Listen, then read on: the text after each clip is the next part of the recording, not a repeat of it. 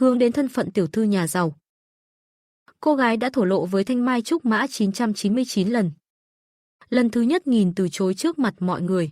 Hắn bỗng nhiên thức tỉnh ký ức tương lai, biết được do sự kiểm soát biến thái của mình sẽ khiến Trúc Mã trả thù đến mức tan cửa nát nhà. Hắn lập tức quyết tâm tuyệt giao. Nhưng khi thấy có người cầm dao lao về phía Thẩm Mộc Trạch, thì gần như theo bản năng lao tới chắn trước mặt Thẩm Mộc Trạch. Lưỡi dao loé sáng, bóng kiếm loang loáng, trước mắt Thẩm Mộc Trạch ngập tràn một màu đỏ máu. Tên áo đen rút dao cực nhanh, rồi xoay người bỏ chạy. Mấy vệ sĩ nhà Mộc biến sắc, lập tức đuổi theo chặn lại. Nhưng cơ thể cô gái lại ngã gục trong lòng Thẩm Mộc Trạch. Trái tim Thẩm Mộc Trạch dường như ngừng đập. Mọi thứ xung quanh như đều ngưng đọng trong khoảnh khắc. Giữa trời đất chỉ còn cô gái trong vòng tay hắn. Anh gắng gượng giữ lý trí, run rẩy ôm Mục Tiền Tiền lao lên xe. Hắn gào lên với tài xế, mau mau lái xe đến bệnh viện. Khuôn mặt cô gái trắng bệch như tờ giấy. Sức sống của cô như theo làn hơi ấm dần dần tiêu tán. Mục Tiền Tiền khẽ mở môi, hơi thở yếu ớt.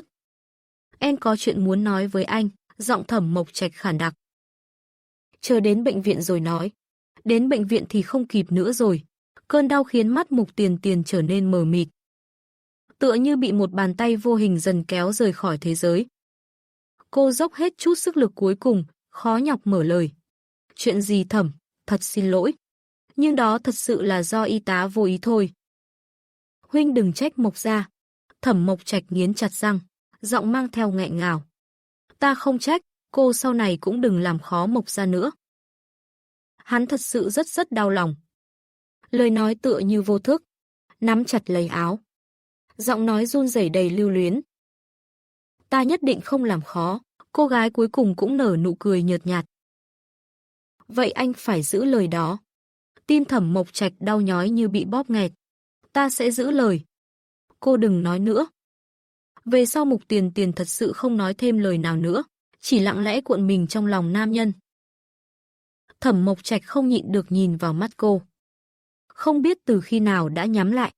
Hơi ấm trên người cô cũng đang dần tan biến. Rõ ràng ánh mặt trời bên ngoài rực rỡ như thế, vậy mà Thẩm Mộc Trạch chỉ cảm thấy lạnh thấu xương. Hắn ôm chặt cô gái trong lòng.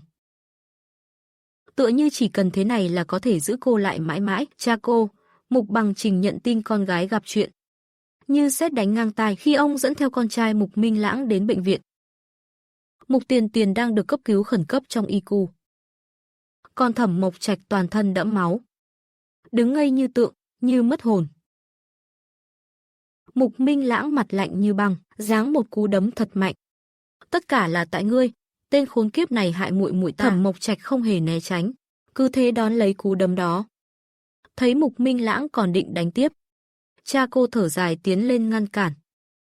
Ông đã biết rõ mọi chuyện từ miệng vệ sĩ, cũng không ngờ con gái mình lại vì Thẩm Mộc Trạch mà chắn một dao ấy, nghĩ đến khả năng con gái thật sự không qua khỏi. Nước mắt cha cô không ngừng tuôn rơi. Từng là người quyết đoán nơi thương trường, gặp bao gian khó cũng chưa từng nhíu mày. Giờ đây lại ngồi bệt trên ghế dài, che mặt nghẹn ngào. Bên trong phòng chăm sóc đặc biệt, ý thức của Mục Tiền Tiền dần khôi phục. Y tá phát hiện cô có phản ứng thì mừng rỡ. Cô Mục, cô tỉnh rồi à? Mục Tiền Tiền mờ mịt nhìn quanh. Đây là đâu? Đây là phòng chăm sóc đặc biệt. Cô bị thương, vừa mới phẫu thuật xong. Mục Tiền Tiền chớp chớp mắt.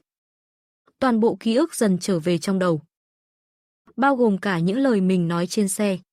Cô từng nghĩ mình thật sự sẽ chết. Nghĩ vậy nên cô hít sâu một hơi. Tôi sẽ chết sao? Sẽ không đâu, cô Mục. Thời khắc nguy hiểm nhất đã qua rồi. Vài ngày nữa cô có thể chuyển sang phòng bệnh bình thường. Mục Tiền Tiền thoáng ngẩn người. Hóa ra mình sẽ không chết sao? Vậy lời hứa của Thẩm Mộc Trạch có đổi ý không? Nghĩ vậy cô liền nói với y tá. Làm phiền gọi cha tôi vào giúp tôi, tuyệt đối đừng để ai khác vào. Ngoài phòng chăm sóc đặc biệt, sắc mặt Thẩm Mộc Trạch tái nhợt, tựa như một pho tượng băng lạnh không mang chút hơi ấm. Y tá vội vã bước ra, nhìn mấy người phía ngoài. Cô Mục đã tỉnh rồi. Cô ấy nói muốn gặp Tổng Giám đốc Mục. Nghe vậy, cha cô vội vàng bật dậy. gần như lảo đảo lao vào phòng chăm sóc. Thẩm Mộc Trạch cứng người nhấc chân, tựa như cũng muốn vào gặp Mục Tiền Tiền, nhưng Mục Minh Lãng lại chắn trước mặt hắn. Muội ta chỉ muốn gặp phụ thân thôi. Ngay cả ca ca như ta cũng không được nhắc tới. Thẩm Mộc Trạch còn mơ tưởng bước vào sao? Thẩm Mộc Trạch mấp máy môi, nhưng rốt cuộc không nói gì. Không lâu sau, cha cô bước ra với gương mặt trầm lặng. Mục Minh Lãng thấy vậy lập tức tiến lại. Tiền Tiền nói gì vậy cha? Ánh mắt cha cô phức tạp nhìn lướt qua Thẩm Mộc Trạch. Con bé không nói gì, chỉ bảo chúng ta đừng lo lắng. Sau đó ông chậm rãi đến ngồi xuống ghế dài. Cúi đầu, không nói thêm lời nào. Nửa đêm, trong phòng chăm sóc đặc biệt, máy theo dõi đột ngột phát ra tiếng bíp chói tai. Tiếp theo là tiếng bước chân hối hả của y tá và bác sĩ. Mục Tiền Tiền lại được đẩy vào phòng cấp cứu khẩn cấp. Thế nhưng lần này, cô mãi mãi không thể tỉnh lại nữa, nhát dao đó đâm quá gần tim bệnh nhân. Xin lỗi, chúng tôi đã cố hết sức, lời bác sĩ như sấm đánh giữa trời quang. Trái tim Thẩm Mộc Trạch như bị nghiền nát tan tành. Cha cô đứng bên cạnh, thần sắc hoảng loạn. Tấm ga trắng đã phủ lên khuôn mặt Mục Tiền Tiền. Thẩm Mộc Trạch run rẩy đưa tay, muốn kéo ga ra để nhìn cô lần cuối. Nhưng Mục Minh Lãng lao tới, đẩy hắn ra. Ngươi hại chết muội ta. Còn dám nhìn mặt muội ấy nữa sao? Thẩm Mộc Trạch im lặng. Nhìn người nhà họ Mục vây quanh, đưa cô gái nằm trên giường bệnh rời đi. Hắn cảm thấy trong tim mình cũng có thứ gì đó.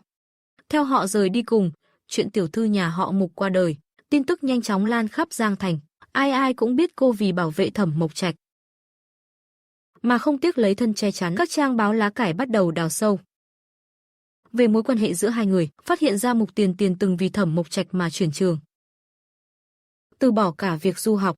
Khi Thẩm Mộc Trạch bị phóng viên vây bắt, cô từng giúp hắn thoát thân. Khi nhà họ Thẩm phá sản, nhà họ Mục đã gửi đến tấm chi phiếu 400 triệu. Dương Minh đọc những tin tức đó mà mắt nhòe lệ. Là người biết rõ chân tướng, anh tận mắt chứng kiến Mục Tiền Tiền theo đuổi Thẩm Mộc Trạch ra sao, cũng chứng kiến cô bị từ chối tàn nhẫn thế nào.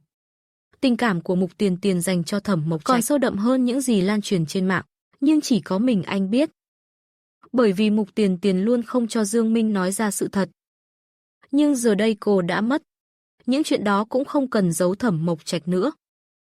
Anh luôn nhớ lần Mục Tiền Tiền đến công ty tham quan. Thẩm Mộc Trạch khi đó cư xử với cô cực kỳ lạnh lùng. Sau hôm đó, cô rời đi và không bao giờ tìm gặp Thẩm Mộc Trạch nữa.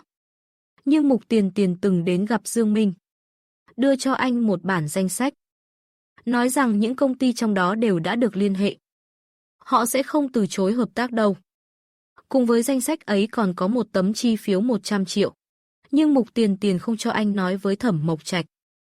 Phải biết rằng nếu không có những khách hàng và vốn cô mang đến, công ty không thể phát triển ổn định như vậy, Thẩm Mộc Trạch cũng không thể trong thời gian ngắn phát triển công ty nhanh chóng như thế. Dương Minh nghẹn ngào kể lại tất cả. Mục Tiền Tiền sẵn lòng giúp ngươi như vậy, giờ còn vì bảo vệ ngươi mà đánh đổi cả sinh mạng. Ân oán với nhà họ Mục hãy kết thúc tại đây đi. Trong đáy mắt đen kịt của Thẩm Mộc Trạch là sự trống rỗng. Dương Minh đâu biết rằng hắn và nhà họ Mục đã sớm không còn ân oán gì, là hắn hiểu lầm Mục gia, cũng hiểu lầm luôn Mục Tiền Tiền. Tang lễ của Mục Tiền Tiền được tổ chức âm thầm giản dị, nhà họ Mục không mời Thẩm Mộc Trạch. Nhưng biểu đệ Trương Húc đã gọi điện cho Thẩm Mộc Trạch. Biết Mục Tiền Tiền từng yêu hắn sâu đậm đến nhường nào. Có lẽ chị vẫn hy vọng được gặp anh lần cuối. Nhưng khi Thẩm Mộc Trạch xuất hiện ở nghĩa trang, Mục Minh Lãng lập tức ra hiệu cho vệ sĩ ngăn hắn lại, nói rằng nếu hắn đã đến tiễn Tiền Tiền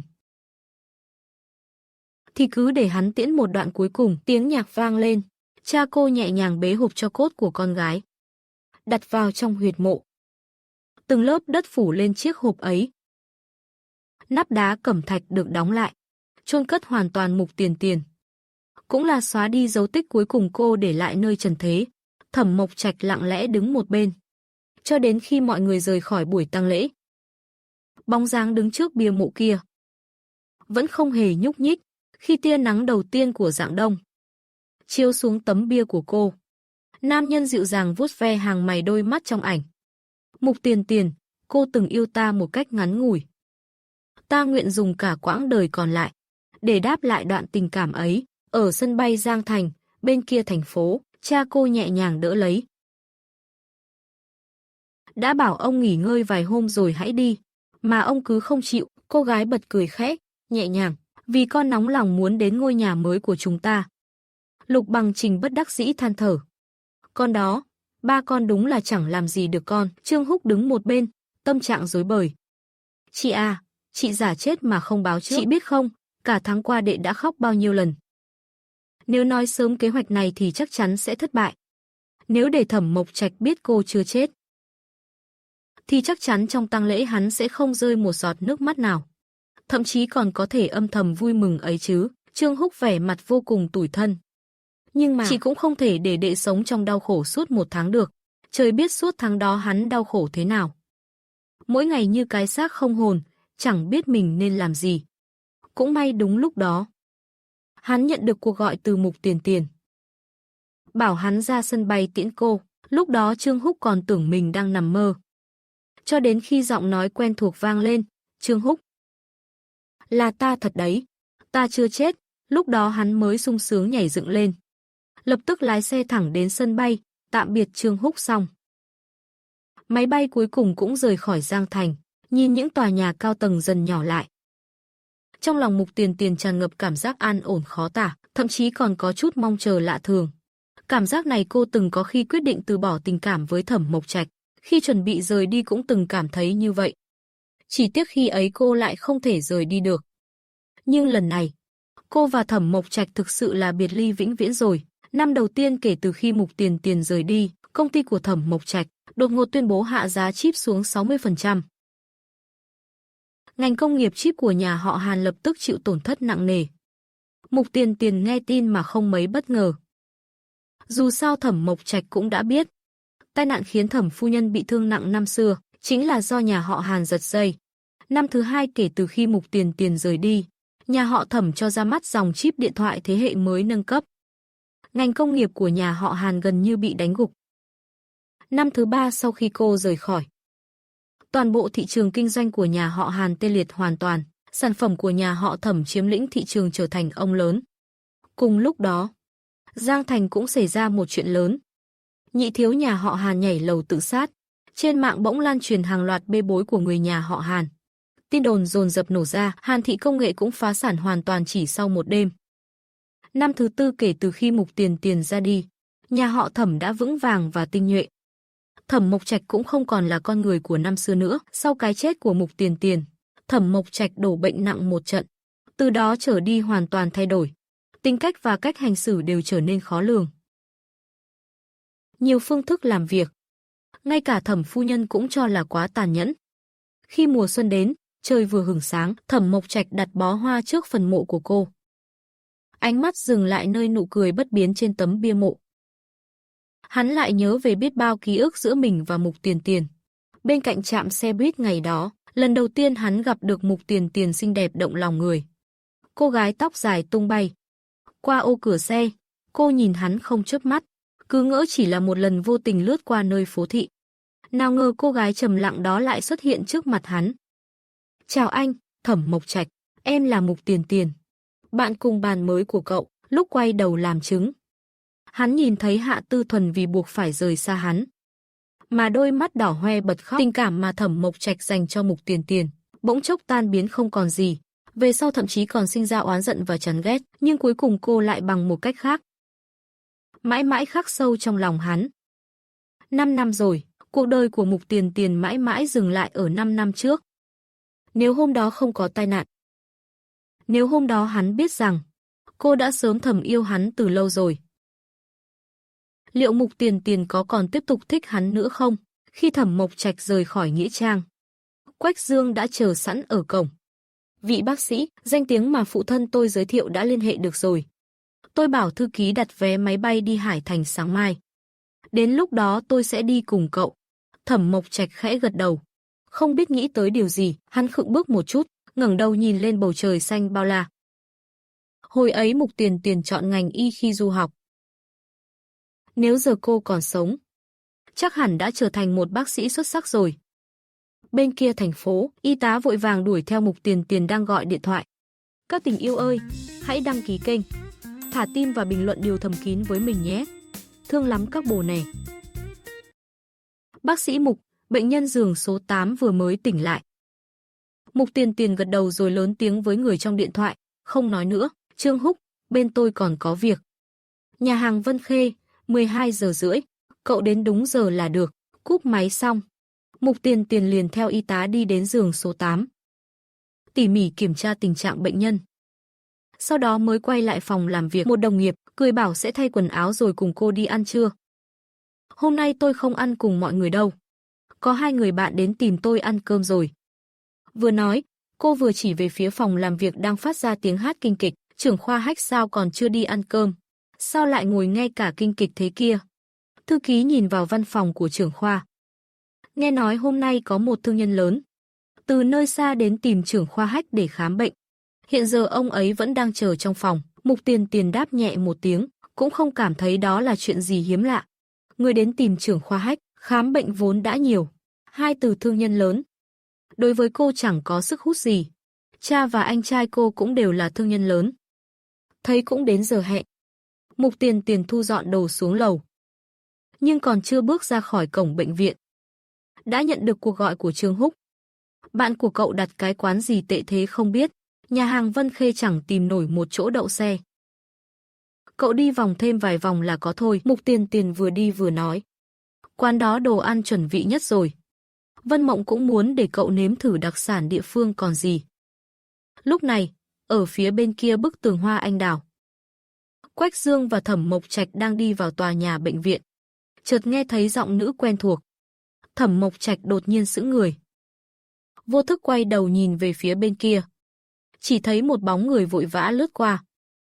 Thẩm Mộc Trạch vội bước chân chạy vòng qua bức tường hoa. Nhưng chỉ thấy hoa anh đào lay động trong gió. Đâu còn thấy bóng dáng cô gái nào. Thẩm Mộc Trạch, cậu đột nhiên chạy nhanh thế làm gì? Quách Dương tỏ vẻ khó hiểu. Thẩm Mộc Trạch thu ánh mắt lại. Thản nhiên đáp, không có gì. Vừa nãy tiếng nói ấy, bóng dáng ấy, có lẽ chỉ là ảo giác mà thôi. Tại bãi đỗ xe của nhà hàng Vân Khê, Trương Húc chạy xe lòng vòng suốt 30 phút, cuối cùng cũng tìm được một chỗ trống. Bất ngờ thay, một chiếc mini nhỏ bất ngờ lao tới trước đầu xe anh. Rồi chui tọt vào chỗ đậu xe ấy. Trương Húc khó chịu bước xuống xe, gõ cửa kính xe đối phương. Cậu làm gì vậy hả? Không thấy tôi đang đậu xe à? Đối phương hạ cửa kính xe, lộ ra gương mặt trang điểm tinh xảo. Anh lề mề mãi trước chỗ đậu mà không chịu vào. Tôi tưởng anh không định đậu nữa. Trương Húc càng thêm bực. Ai nói tôi không đậu? Cô gái như vừa ngộ ra. Vậy ra là anh không phải không muốn đậu à? Là vì kỹ năng lái xe quá tệ nên không lùi vào được à? Mặt Trương Húc tối sầm lại. Là cô không biết điều đấy. Cướp chỗ đỗ xe mà còn ngang ngược nữa hả? Cô mau rời xe ra cho tôi. Cô gái xách túi bước xuống xe. Dầm một tiếng đóng cửa lại. Trông thì cũng được trai đấy. Mà chẳng có tí phong độ nào. Không biết nhường phụ nữ à? Hả? Trương Húc bị cái logic ngụy biện của cô làm cho sững sờ. Phong độ là phải xem đối tượng. Cỡ như cô thì ai mà nhường? Cô gái lập tức nổi giận. Tôi là cỡ như nào hả? Anh nói rõ ràng cho tôi xem nào. Chỗ đậu xe là của công cộng. Anh đứng ì ra đó không vào, chắn cả đường, còn trách được ai? Trương Húc lúc này thực sự nổi điên. Đạp mạnh một cú lên xe cô gái. Còi báo động vang lên chói tai. Trương Húc chẳng buồn liếc mắt nhìn cô. Lên xe, nhấn ga phóng thẳng. Cô gái sững sờ, có bệnh thì đi viện đi. Chút giận lên xe người khác là sao chứ? Mục Tiền Tiền vừa đến nhà hàng thì thấy Vân Mộng tức đến đỏ cả mặt. Cậu sao vậy? Hôm nay mình thật quá xui xẻo. Gặp phải một gã đàn ông đứng trước chỗ đậu xe mãi mà không chịu vào. Mình đỗ vào thì hắn nói mình giành chỗ, còn bắt mình nhường lại, không chịu thì đá xe mình luôn. Có người như thế thật à? Vậy thì đúng là quá đáng thật đấy. Vừa nói vừa quay đầu ra cửa thì thấy Trương Húc đứng ở đó. Liền vội vàng gọi hắn vào và giới thiệu 2 người. Trương Húc trông vẫn giữ vẻ bình thản. Nhưng Vân Mộng thì sắc mặt biến đổi như thấy ma. Cái tên mắc chứng hung hăng mà cô vừa gặp, Chính là chó sói nhỏ hoàn hảo mà Mục Tiền Tiền từng nhắc đến. Mục Tiền Tiền thì hơi khó hiểu. Không phải cậu đến từ sớm rồi sao? Sao lại đến sau cả mình và trên đường gặp một con đàn bà điên? Làm mất cả thời gian. Còn cãi nhau một trận, phiền muốn chết, đúng là tai bay vạ gió. Nên mới bị chậm trễ chút thôi. Nghe vậy, Vân Mộng không nhịn nổi nữa. Này, cậu nói ai là đàn bà điên hả? Trương Húc ung dung nhấc cốc nước lên uống một ngụm. Vừa rồi ai bị tôi nói thì người đó là đàn bà điên. Vân Mộng tức đến mức mặt tái mét. Tiền Tiền. Cậu nhìn hắn xem. Mục Tiền Tiền vừa tức vừa buồn cười. Hai người này bình thường cũng khá lý trí. Hôm nay sao lại như nước với lửa thế, đành phải ngồi giữa can ngăn cả hai bên. Bữa cơm cuối cùng cũng được giải quyết trong hòa bình. Còn phía bên bệnh viện, trưởng khoa Hách xem xong bệnh án trước đây của Thẩm Mộc Trạch. Thẩm tiên sinh, sau khi người bạn đó mất, anh bắt đầu mất ngủ thường xuyên, rồi từ đó xuất hiện triệu chứng đau đầu. Quách Dương vội vàng gật đầu, lúc nghiêm trọng nhất. Anh ấy 7 ngày 7 đêm không hề chợp mắt. Trưởng khoa Hách nghe xong thì thần sắc nặng nề. Thẩm tiên sinh, tình trạng của anh có phần đặc biệt. Nói đơn giản là tâm bệnh. Rất phức tạp. Thẩm Mộc Trạch không kìm được ngẩng đầu nhìn trưởng khoa Hách. Quả thực là tâm bệnh. Nhưng liều thuốc chữa bệnh ấy đã không còn nữa rồi. Quách Dương thì vẫn đầy hy vọng. Vậy cái này vẫn còn có thể chữa được chứ? Trưởng khoa Hách vuốt cằm trầm ngâm. Thế này đi, tôi kê một đơn thuốc cho anh. Về nhà dùng trước đã. Sau khi hoàn tất liệu trình 3 tháng. Xem có tiến triển gì không. Nếu như không có chuyển biến, thì có lẽ tôi cũng đành bó tay. Thẩm Mộc Trạch không hề bất ngờ với kết luận này. Chỉ thấy hắn bình tĩnh đứng dậy. Cảm ơn bác sĩ Hách. Quách Dương, chúng ta đi thôi. Mục Tiền Tiền từ nhà hàng trở lại bệnh viện đi làm. Vẫn còn 3 phút nữa. Thư ký vừa thấy cô đã chạy lại.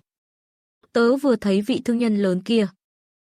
Trời ơi, thật sự siêu đẹp trai luôn. Mục Tiền Tiền đoán cũng ra được. Tớ thấy cậu gặp ai cũng bảo là đẹp trai. Không không, lần này là thật sự đẹp trai đó. Cực kỳ đẹp, không tin cậu chờ xem. Lát nữa anh ta ra khỏi văn phòng trưởng khoa. Là cậu sẽ biết ngay thôi. Mục Tiền Tiền mỉm cười đồng ý. Nhưng giờ tớ đi thay đồ trước đã. Sắp đến giờ làm rồi, đúng lúc cô vào phòng thay đồ. Thẩm Mộc Trạch và hai người khác từ phòng làm việc bước ra. Thư ký nhìn mà sững cả người. Cô quay đầu nhìn cánh cửa phòng thay đồ. Trong lòng sốt ruột thật sự. Tiền Tiền sao còn chưa ra, tiếc là người đang thay đồ thì chẳng nghe được lòng ai. Cuối cùng hai người họ lại một lần nữa lướt qua nhau. Sáng hôm sau tại sân bay Hải Thành, vì Trương Húc phải về Giang Thành công tác, nên Mục Tiền Tiền đi cùng tiễn anh đến cửa kiểm tra an ninh, bên cạnh có một bé trai cầm trong chóng nhỏ. Vui vẻ chạy nhảy, nhưng ngay sau đó, bé trượt chân ngã nhào xuống đất. Lập tức bật khóc nức nở. Mục Tiền Tiền vội chạy tới đỡ bé dậy. Nhẹ nhàng dỗ dành, còn Trương Húc nhặt lại trong chóng, đưa trả lại vào tay đứa bé. Ở phía xa, Thẩm Mộc Trạch đang chuẩn bị bay về Giang Thành cũng nghe thấy tiếng khóc, lập tức bị thu hút. Ngay giây sau, hắn hoàn toàn sững người, bóng lưng quen thuộc kia, giống Mục Tiền Tiền như đúc. Sắc mặt hắn lập tức thay đổi, vội vàng chen qua đám đông, chạy nhanh về phía bóng dáng cô gái ấy. Nhưng khi chạy đến nơi, chỉ còn lại Trương Húc đang nghiêm túc nói chuyện với đứa bé. Thẩm Mộc Trạch cố gắng kiềm chế cảm xúc. Mục Tiền Tiền không có ở đây, Trương Húc thì trông vẻ ngơ ngác. Tổng giám đốc Thẩm, tôi nghe nhầm không đấy, chị tôi ở đâu chẳng lẽ cậu không biết rõ sao? Thẩm Mộc Trạch hít một hơi thật sâu. Sau đó khuỵu gối xuống trước mặt đứa bé. Cố gắng giữ giọng thật nhẹ nhàng. Bé con này, người chị vừa rồi đỡ em dậy đâu rồi? Cậu bé giật mình một chút. Rồi nhìn Thẩm Mộc Trạch bằng ánh mắt hơi sợ sệt. Không có chị đâu ạ, là anh kia đỡ em dậy mà. Thẩm Mộc Trạch chết sững. Trương Húc có thể lừa hắn. Nhưng một đứa trẻ nhỏ thế này sao có thể nói dối được? Chẳng lẽ do hắn quá si tình? Đến mức lại một lần nữa sinh ra ảo giác về Mục Tiền Tiền. Quách Dương bên cạnh cũng thấy khó hiểu. Mộc Trạch, rốt cuộc cậu sao vậy? Còn chưa kịp để Thẩm Mộc Trạch trả lời, Trương Húc đã lắc đầu ngán ngẩm, cậu bé kia bị ngã. Tôi là người đỡ bé dậy, vậy mà Tổng Giám đốc Thẩm cứ khăng khăng nói thấy chị tôi ở đó. Quách Dương liếc nhìn Thẩm Mộc Trạch với vẻ mặt phức tạp. Chẳng lẽ bệnh tình của cậu ấy lại tái phát? Nghĩ vậy, anh ta mỉm cười xin lỗi với Trương Húc. Xin lỗi nhé, Chắc Mộc Trạch dạo này quá mệt nên hoa mắt thôi. Nhưng Thẩm Mộc Trạch vẫn không chịu từ bỏ. Cậu đến Hải Thành làm gì? Trương Húc gượng cười đáp. Nghe nói Hải Thành có cảnh biển đẹp. Tôi đến thư giãn thôi. Tổng giám đốc Thẩm cũng đến đây chứ. Cách trò chuyện của hai người rõ ràng đang gay gắt. Quách Dương vội vàng chuyển hướng câu chuyện. Tổng giám đốc Trương cũng bay chuyến 8 giờ về Giang Thành à? Vậy thì vừa đi vừa nói chuyện kẻo lỡ chuyến. Trương Húc do dự một lúc. Cuối cùng cũng gật đầu đồng ý. Ba người vừa đi khỏi được một lúc. Mục Tiền Tiền mới từ nhà vệ sinh bước ra. Vừa rồi thật quá nguy hiểm. May mà cậu bé kia đủ lanh trí. Chỉ dạy một lần là hiểu, không thì đã bị lộ rồi. Nghĩ vậy cô chuẩn bị rời đi. Thì đột nhiên chuông điện thoại vang lên. Thời Niệm, anh đi công tác về rồi à? Giọng nói dịu dàng của người đàn ông vang lên. Ừ. Em đang ở nhà đúng không? Anh mang quà đến cho em này. Em đang ở sân bay cơ. Hay là mai anh đến bệnh viện đưa cũng được mà. Thời Niệm dịu giọng nhưng kiên quyết. Lúc đó em lại phải mang về. Nặng lắm, bất tiện lắm. Thôi để anh qua tìm em vậy. Dù sao cũng gần mà. Mục Tiền Tiền nghĩ một lát. Rồi không từ chối nữa. Chắc tầm 40 phút nữa em sẽ về đến nhà nhé. Anh đợi em. Đầu dây bên kia, Thời Niệm đang chờ sẵn trước biệt thự nhà họ Mục. Ánh mắt anh dịu dàng, ẩn chứa chút mong đợi. Khi Mục Tiền Tiền về đến nhà, còn chưa kịp xuống xe đã nhìn thấy Thời Niệm. Anh vội vàng chạy đến. Xin lỗi em nhé, trên đường bị kẹt xe một chút. Anh có đợi lâu không? Không đâu, anh cũng mới đến thôi. Vừa nói vừa xoay người mở cửa xe. Lấy ra một chồng sách, quà này hơi nặng một chút. Hay để anh mang vào cho em nhé. Mục Tiền Tiền vô cùng bất ngờ. Toàn tập bản gốc của bác sĩ Arthur. Sao anh biết em muốn thứ này? Lần trước nghe em nhắc đến sách của ông ấy một lần. Lần đi công tác này tình cờ thấy nên mua cho em. Hai người vừa trò chuyện vừa cùng nhau bước vào biệt thự nhà họ Mục. Sau khi Thời Niệm đặt sách xuống, Mục Tiền Tiền tiễn anh ra cửa. Ra đến cổng, Thời Niệm lấy ra một chiếc đồng hồ tinh xảo. Tiền Tiền, tặng em nè. Mục Tiền Tiền vô cùng ngạc nhiên. Đây cũng là quà cho em sao? Bình thường em khám bệnh cũng không tiện nhìn điện thoại. Có đồng hồ sẽ thuận tiện hơn nhiều. Nói rồi anh không cho cô cơ hội từ chối. Lên xe rời đi luôn. Mục Tiền Tiền có chút xúc động. Chiếc đồng hồ cũ của cô từng bị rơi. Mặt kính còn có vết chảy. Cô cũng từng nghĩ sẽ mua cái mới thay thế. Nhưng do công việc bận rộn, nên cứ lần lữa mãi. Vậy mà Thời Niệm dường như luôn hiểu được điều cô đang nghĩ trong lòng. Khi Mục Tiền Tiền quay lại phòng khách, thì thấy cha con Mục Minh Lãng đang ngồi trên ghế sofa. Tiền Tiền, người này theo đuổi con cũng được 4 năm rồi nhỉ. Đến giờ vẫn chưa bỏ cuộc đâu đấy. Cha cô cũng chen vào góp lời. Theo ba thấy thì, cậu ấy là người rất tốt, bây giờ con cũng đi làm rồi. Cũng nên cân nhắc chuyện tình cảm đi là vừa. Mục Tiền Tiền bĩu môi, anh cả còn chưa lo. Con vội làm gì? Mục Minh Lãng bật cười đứng dậy. Anh cả con anh có ai theo đuổi kiên trì như Thời Niệm đâu. Ngày nào cũng lượn lờ trước cửa nhà mình. Nói xong liền quay người đi thẳng lên lầu. Cha cô thì lại đầy vẻ nghiêm túc. Cậu ấy đối xử với con suốt 4 năm không thay đổi. Thật sự có thể cân nhắc một chút. Con có thích Thời Niệm không? Mục Tiền Tiền khẽ mím môi. Một lúc vẫn không biết nên trả lời sao. Nói thích thì có vẻ không đúng, nhưng ở cạnh Thời Niệm thật sự khiến người ta thấy yên lòng. Không biết có phải vì cuộc nói chuyện với cha cô gợi lên nhiều cảm xúc hay không? Khi quay về phòng, Mục Tiền Tiền trằn trọc không sao ngủ được. Thật ra cô cũng rất mơ hồ. Cảm giác thích một người là như thế nào? Hình như phải là kiểu nhìn thấy là tim đập loạn lên. Nhưng từ sau lần gặp Thẩm Mộc Trạch năm đó, biết bao người theo đuổi cô về sau. Thậm chí, cả Thời Niệm cũng chưa từng khiến cô có cảm giác ấy. Những năm qua, Mục Tiền Tiền luôn bận rộn với cuộc sống và việc học. Cơn ác mộng kia cũng không còn xuất hiện nữa. Cô cũng rất hiếm khi nghĩ đến chuyện ở Giang Thành. Cho đến hôm nay, khi tình cờ gặp Thẩm Mộc Trạch ở sân bay, những ký ức xưa lại ùn ùn kéo về không thể ngăn lại. Tràn ngập tâm trí, cô chợt bừng tỉnh. Thì ra mình đã rời Giang Thành được 5 năm rồi. Giờ đây đúng là đã đến lúc như cha nói. Nên cân nhắc chuyện tình cảm nghiêm túc. Mục Tiền Tiền suy nghĩ giằng co rất lâu. Cuối cùng vẫn quyết định bước thêm một bước nữa. Cô mở khung trò chuyện. Gửi tin nhắn cho Thời Niệm, tối mai anh rảnh không?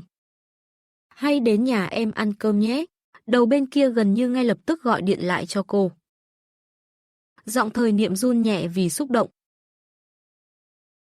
Tiền Tiền, em chắc là mời anh đến nhà ăn cơm, chứ không phải rủ đi ăn ở ngoài đấy chứ. Mục Tiền Tiền mỉm cười đáp, chính là mời anh đến nhà em ăn cơm đấy. Trước đây, Mục Tiền Tiền từng nghiêm túc nói với anh không muốn yêu đương. Nhưng Thời Niệm chỉ điềm tĩnh đáp lại. Nếu một ngày em muốn yêu, chỉ cần nói với anh một câu, nói rằng mời anh đến nhà ăn một bữa cơm. Và hôm nay, Mục Tiền Tiền thực sự đã nhẹ nhàng thể hiện lòng mình. Thời Niệm cảm giác đầu óc mình rối bời. Em thật sự đồng ý để anh làm bạn trai của em sao? Mục Tiền Tiền khẽ thở dài. Thời Niệm, ngày mai em thực sự muốn mời anh đến nhà ăn cơm. Thời Niệm kích động đến mức không biết phải nói gì. Nini ngủ sớm nhé. Khóe môi Mục Tiền Tiền cong lên một nét mỉm cười. Anh cũng vậy, ngủ ngon. Rồi gác máy. Mục Tiền Tiền không quá vui mừng. Chỉ thấy trong lòng như được đặt xuống một tảng đá. Dù sao với Thời Niệm, cô không hề bài xích. Thậm chí còn cảm thấy an tâm và ấm áp. Từ Hải Thành trở về Giang Thành, suốt dọc đường Thẩm Mộc Trạch không nói một lời, mặc dù lời của đứa trẻ kia gần như khiến hắn tin rằng đó chỉ là ảo giác, nhưng gương mặt nghiêng của cô gái ấy cứ lặp đi lặp lại trong đầu hắn. Hắn tin chắc khung cảnh ấy là thật, không phải tưởng tượng. Nghĩ vậy, Thẩm Mộc Trạch ngồi vào bàn mở máy tính ra. Dù có thể đột nhập vào hệ thống giám sát sân bay Hải Thành, nhưng lượng người quá lớn, việc tra cứu sẽ cực kỳ mất thời gian. Tuy nhiên lịch trình chuyến bay của Trương Húc thì lại rất dễ tra. Và khi tra được rồi, ánh mắt hắn lập tức tối sầm. Nhận ra đằng sau có thể là một sự thật nào đó. Ánh mắt Thẩm Mộc Trạch lại bừng lên nóng bỏng. 3 phút sau, Trương Húc đang ngủ say thì bị chuông điện thoại đánh thức. Ai đấy gọi giờ này là muốn chết à? Giọng Thẩm Mộc Trạch lạnh như băng, chị cậu đang ở Hải Thành đúng không? Trương Húc nghe vậy giật bắn người, lập tức tỉnh táo hoàn toàn. Thẩm Mộc Trạch, cậu bị điên à? Chị tôi chết cách đây 5 năm rồi, không ngờ ngay sau đó Thẩm Mộc Trạch lạnh nhạt nói. Vậy cậu giải thích thế nào về việc trong 5 năm qua? Cậu bay sang châu Âu 361 lần, bay tới Hải Thành 999 lần. Cậu bay đến Hải Thành 999 lần. Giọng hắn lạnh lẽo như băng giá giữa mùa đông. Bay sang châu Âu coi như cậu đi nghỉ dưỡng. Nhưng theo tôi biết, nhà họ Trương không có bất kỳ cơ sở hay hợp tác nào ở Hải Thành. Tại sao cậu lại đặc biệt gắn bó với nơi đó? Trương Húc nổi giận, cậu dám điều tra hành tung của tôi. Tôi việc gì phải giải thích với cậu? Thẩm Mộc Trạch im lặng vài giây. Nếu cậu không muốn giải thích thì cũng được thôi, vậy thì tôi sẽ tự tìm Mục Tiền Tiền theo cách của mình. Nói xong hắn lập tức cúp máy. Trương Húc giờ thì khỏi ngủ nổi. Cũng định gọi cho Mục Tiền Tiền. Nhưng nhìn đồng hồ thì đã là 3 giờ 30 phút sáng. Thôi, tốt nhất là chưa nên gọi vội. Mai đến gặp Thẩm Mộc Trạch một chuyến. Xem rốt cuộc hắn đang định làm gì, rồi hãy báo lại với Tiền Tiền cũng chưa muộn. Sáng hôm sau, Thẩm Mộc Trạch đưa cho Quách Dương một tập tài liệu. Bảo anh ta đi điều tra người nắm quyền thực sự của một công ty y tế ở Hải Thành. Tên là ai? 5 năm trước, khi nhà họ Mục bán tháo tài sản rút khỏi Giang Thành, ngành y tế ở Ninh Hạ lại biến mất không rõ tung tích. Tối qua, Thẩm Mộc Trạch tra một lượt, phát hiện những ngành y tế đứng tên nhà họ Mục đều được chuyển giao sang một công ty tên là Vĩnh Dạ Y Liệu. Công ty này thành lập 5 năm trước, hiện tại đã trở thành doanh nghiệp dẫn đầu trong ngành y tế nội địa, dù người đại diện pháp lý không phải là người nhà họ Mục, nhưng lại đúng lúc được thành lập 5 năm trước, khiến người ta khó mà không sinh nghi. Quách Dương cầm lấy tập tài liệu, hơi sửng sốt, sao tự nhiên lại điều tra công ty này? Thẩm Mộc Trạch chỉ liếc anh ta một cái. Tôi nghi ngờ. Nó có thể là một nhánh ngầm tiếp nối của tập đoàn nhà họ Mục. Quách Dương sững người, chợt nhớ lại những lời Trương Húc nói ở sân bay hôm qua. Chẳng lẽ Thẩm Mộc Trạch thật sự tin Mục Tiền Tiền vẫn còn sống? Tiểu thư nhà họ Mục năm đó qua đời. Chính mắt anh cũng từng chứng kiến. Dù giờ có điều tra nhà họ Mục, cũng không thể tìm lại được cô ấy nữa. Thẩm Mộc Trạch quét mắt ra xa. Ánh mắt trở nên lạnh lùng. Hắn vẫn chưa từ bỏ. Niềm tin trong lòng vẫn bùng cháy, anh có điều tra hay không? Quách Dương đành xuống nước, lập tức gật đầu đồng ý sẽ điều tra ngay. Thẩm Mộc Trạch lần dở lại những tài liệu kia. Trong lòng đã mơ hồ có kết luận. Nhưng khi biết người nắm quyền thực sự của Vĩnh Dạ Y Liệu lại chính là Mục Tiền Tiền. Chiếc bút trong tay hắn rắc một tiếng gãy đôi. Hôm sau, Trương Húc vốn định đến công ty tìm Thẩm Mộc Trạch. Nhưng lại nhận được tin rằng Thẩm Mộc Trạch đang cho người đào mộ Mục Tiền Tiền. Trương Húc tức điên, lập tức phóng xe đến hiện trường. Thẩm Mộc Trạch, cậu điên rồi sao? Chị tôi đã mất 4-5 năm rồi, giờ cậu lại cho người đào mộ chị ấy là có ý gì? Thẩm Mộc Trạch không trả lời, chỉ lạnh lùng nhìn anh ta một cái. Ánh mắt đó khiến Trương Húc cảm thấy vô cùng bất an. Thẩm Mộc Trạch, tôi đang hỏi cậu đấy. Tại sao lại cho người đào mộ của chị tôi? Giọng Thẩm Mộc Trạch vô cùng bình thản. Làm giám định cho cốt. Trương Húc cảm thấy như bị sét đánh ngang tai. Chị tôi đã không còn trên đời, ở Giang Thành cũng chẳng còn người thân trực hệ. Cậu làm sao giám định được cho cốt? Khuyên không được. Trương Húc đành tự mình xông lên ngăn cản. Nhưng đám công nhân hoàn toàn phớt lờ anh. Chỉ cúi đầu tiếp tục đào. Trương Húc sốt ruột vô cùng, quay người đi gọi ban quản lý nghĩa trang. Nhưng người ta chẳng buồn nể mặt Trương Húc. Cậu có quan hệ gì với cô Mục? Trương Húc tức tối nói là em trai cô ấy, nhưng người quản lý nghĩa trang hoàn toàn không tin. Bấy lâu nay, chúng tôi chưa từng thấy cậu đến thăm mộ cô Mục lần nào. Ngược lại, vị Thẩm tiên sinh này cứ dăm bữa nửa tháng lại tới, mỗi lần đều ngồi bên mộ cô Mục mấy tiếng đồng hồ. Nghe người quản lý nói vậy, vẻ mặt Thẩm Mộc Trạch không chút gợn sóng. Quách Dương lại thoáng sững người. Tổng Trương chưa từng đến thăm mộ cô Mục sao? Phải biết rằng, quan hệ giữa anh ta và Mục Tiền Tiền còn thân hơn ruột thịt. Nghe vậy Trương Húc giận tím mặt, lúng túng nổi giận để che giấu sự chột dạ. Nhưng chẳng ai để ý đến anh ta cả. Phía bên kia, đám công nhân đã cậy mở nắp đá cẩm thạch. Thẩm Mộc Trạch cẩn thận ôm chiếc hộp tro cốt vào lòng. Trương Húc lập tức kéo lấy Quách Dương đang định đi theo. Thẩm Mộc Trạch rốt cuộc muốn làm gì?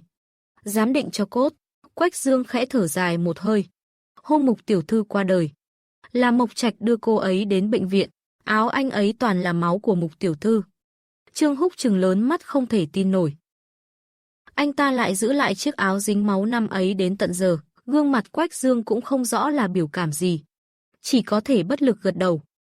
Nhìn chằm chằm bóng lưng Thẩm Mộc Trạch, Trương Húc trong mắt không biết là kinh hoàng hay hoảng loạn. Hắn thực sự điên rồi sao? Một bộ áo dính máu giữ được tận 5 năm, chỉ vì chút nghi ngờ đã đào mộ người ta lên. Thật sự là chuyện mà người bình thường có thể làm sao? Quách Dương lặng lẽ thở dài. Cho dù chưa điên, cũng sắp rồi. Bên này, Mục Tiền Tiền vừa tan ca thì nhận được điện thoại. Đầu dây bên kia giọng cậu em trai như phát điên lên. Chị ơi, Thẩm Mộc Trạch đào mộ của chị lên rồi, nói là muốn giám định cho cốt.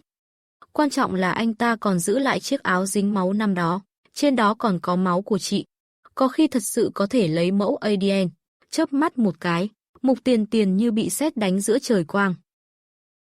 Chẳng phải em nói hắn không nghi ngờ gì, tưởng chỉ là ảo giác sao? Lúc đó đúng là hắn không nghi ngờ. Ai ngờ về nhà lại đi tra lịch sử bay của em. Nửa đêm bắt em giải thích tại sao đến Hải Thành. Tận 999 lần, theo em nói thì, chị à, qua từng ấy năm rồi, đừng nghĩ nữa. Giấc mơ, rốt cuộc cũng chỉ là mơ. Em không tin hắn dám làm gì chị đâu. Mục Tiền Tiền cảm thấy nhức đầu. Không phải chuyện hắn có dám làm gì chị hay không, mà là chị hoàn toàn không muốn hắn biết chị vẫn còn sống. Giấc mộng, suy cho cùng chỉ là mộng. Dù Thẩm Mộc Trạch hay nhà họ Mục trước kia đều tin như vậy, nhưng cuối cùng lại bị hiện thực tát cho một cái đau điếng. Cô giả chết rời khỏi Giang Thành, nhà họ Mục cũng hy sinh biết bao nhiêu. Chẳng phải là để không bao giờ gặp lại Thẩm Mộc Trạch nữa sao? Chuyện này quá rối rắm. Mục Tiền Tiền cân nhắc lại hoàn cảnh hiện tại của mình. Yên tâm đi, trong hộp cho toàn là cho cây cỏ. Hắn sẽ không kiểm tra ra được gì đâu. Nhỡ đâu hắn phát hiện là cho giả. Tìm đến bác Mục thì sao? Mục Tiền Tiền nghĩ ngợi một lát. Lúc đó cứ nói đó chỉ là mộ áo quan của tôi, cho cốt thật đang ở Hải Thành. Cùng lắm thì lại dựng thêm một cái mộ giả ở Hải Thành, là xong rồi. Thẩm Mộc Trạch rất có thể sẽ đến tìm em. Tuyệt đối không được tiết lộ nơi ở của chị.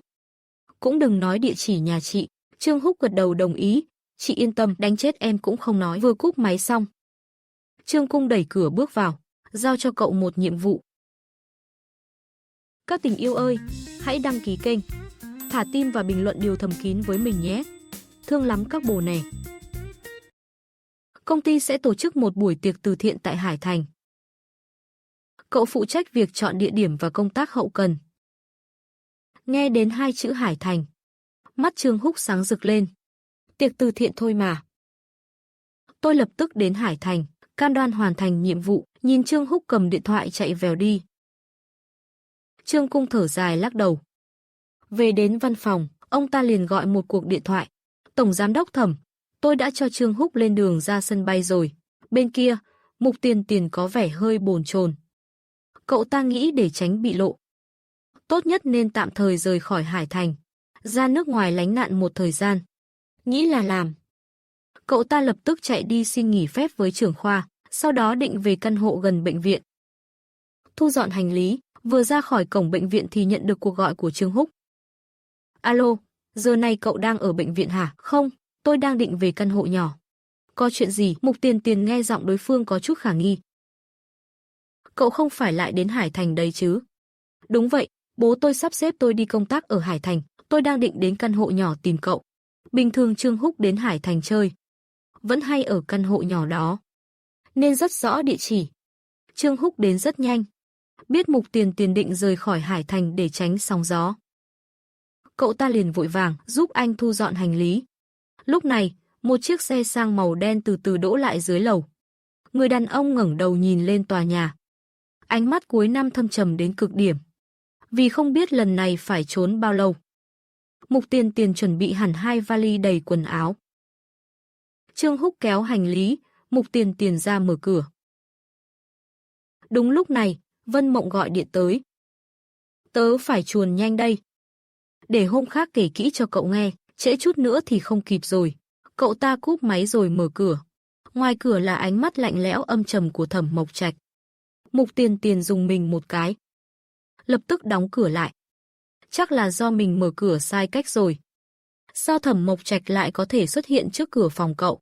Ngoài cửa, Mục Tiền Tiền, cậu định bỏ trốn đúng không? Chạy thử xem nào. Cô gái khó khăn nuốt một ngụm nước bọt. Biết mình đuối lý, chẳng dám hé răng. Trương Húc thấy vậy liền kéo cô ra sau lưng. Thẩm Mộc Trạch, anh hung hăng cái gì? Chẳng qua là chị tôi giả chết lừa anh thôi mà. Chị tôi có thiếu nợ anh gì đâu, còn cứu mạng anh đấy. Chỉ là không muốn dính líu gì đến anh nữa. Vậy là sai à? Thẩm Mộc Trạch sững lại. Tại sao lại không muốn liên quan đến tôi? Mục Tiền Tiền mím môi. Không biết nên trả lời thế nào. Nhưng Trương Húc thì chẳng cần nghĩ ngợi. Anh còn hỏi được à? Nhà họ Thẩm các người thù dai như vậy. Thủ đoạn lại tàn nhẫn. Mẹ anh tuy mất ở bệnh viện nhà họ Mục, nhưng đó là sơ suất ngoài ý muốn của y tá. Chị tôi vì sợ bị các người trả thù nên mới buộc phải rời đi. Chỉ vì anh mà chị ấy ngày nào cũng gặp ác mộng. Anh không biết mình phiền đến mức nào đâu. Thẩm Mộc Trạch khựng lại. Anh biết những điều Trương Húc nói không phải không có lý. Dù sao năm đó Mục Tiền Tiền nằm trong lòng anh thoi thóp. Vẫn cố gắng dồn chút sức lực cuối cùng, khẩn cầu anh đừng trách tội nhà họ Mục. Nhưng chàng sao có thể trách tội được đây? Gia Gia từng nói, năm đó Tiền Tiền vì cứu chàng mà đỡ một đao kia, cứu mạng Mục bằng thành, nhà họ Mục vẫn luôn mang lòng thiện ý với Thẩm gia, chàng cũng chưa từng có ý ra tay với nhà họ Mục. Nghĩ đến đây, cơn giận trong lòng Thẩm Mộc Trạch dần tiêu tán. Thay vào đó, lại là một nỗi chua xót khó diễn tả. Chàng chăm chú nhìn Mục Tiền Tiền. Trong lòng cô, ta thật sự là kẻ không phân phải trái đến vậy sao? Mục Tiền Tiền nghe vậy, ngẩng đầu đối diện ánh mắt của chàng. Ta không biết, nhưng ta thật sự không dám lấy người nhà mình ra mạo hiểm. Dù sao kết cục của nhà họ Hàn ai ai cũng thấy rõ. Hoa rụng nước trôi. Trong lòng Mộc Trạch chỉ cảm thấy một nỗi xót xa không nói thành lời. Chàng khẽ nhắm mắt, hít sâu một hơi. Khi mở mắt ra, ánh nhìn đã trở nên tĩnh lặng như nước. Nghe nói phong cảnh Hải Thành rất đẹp.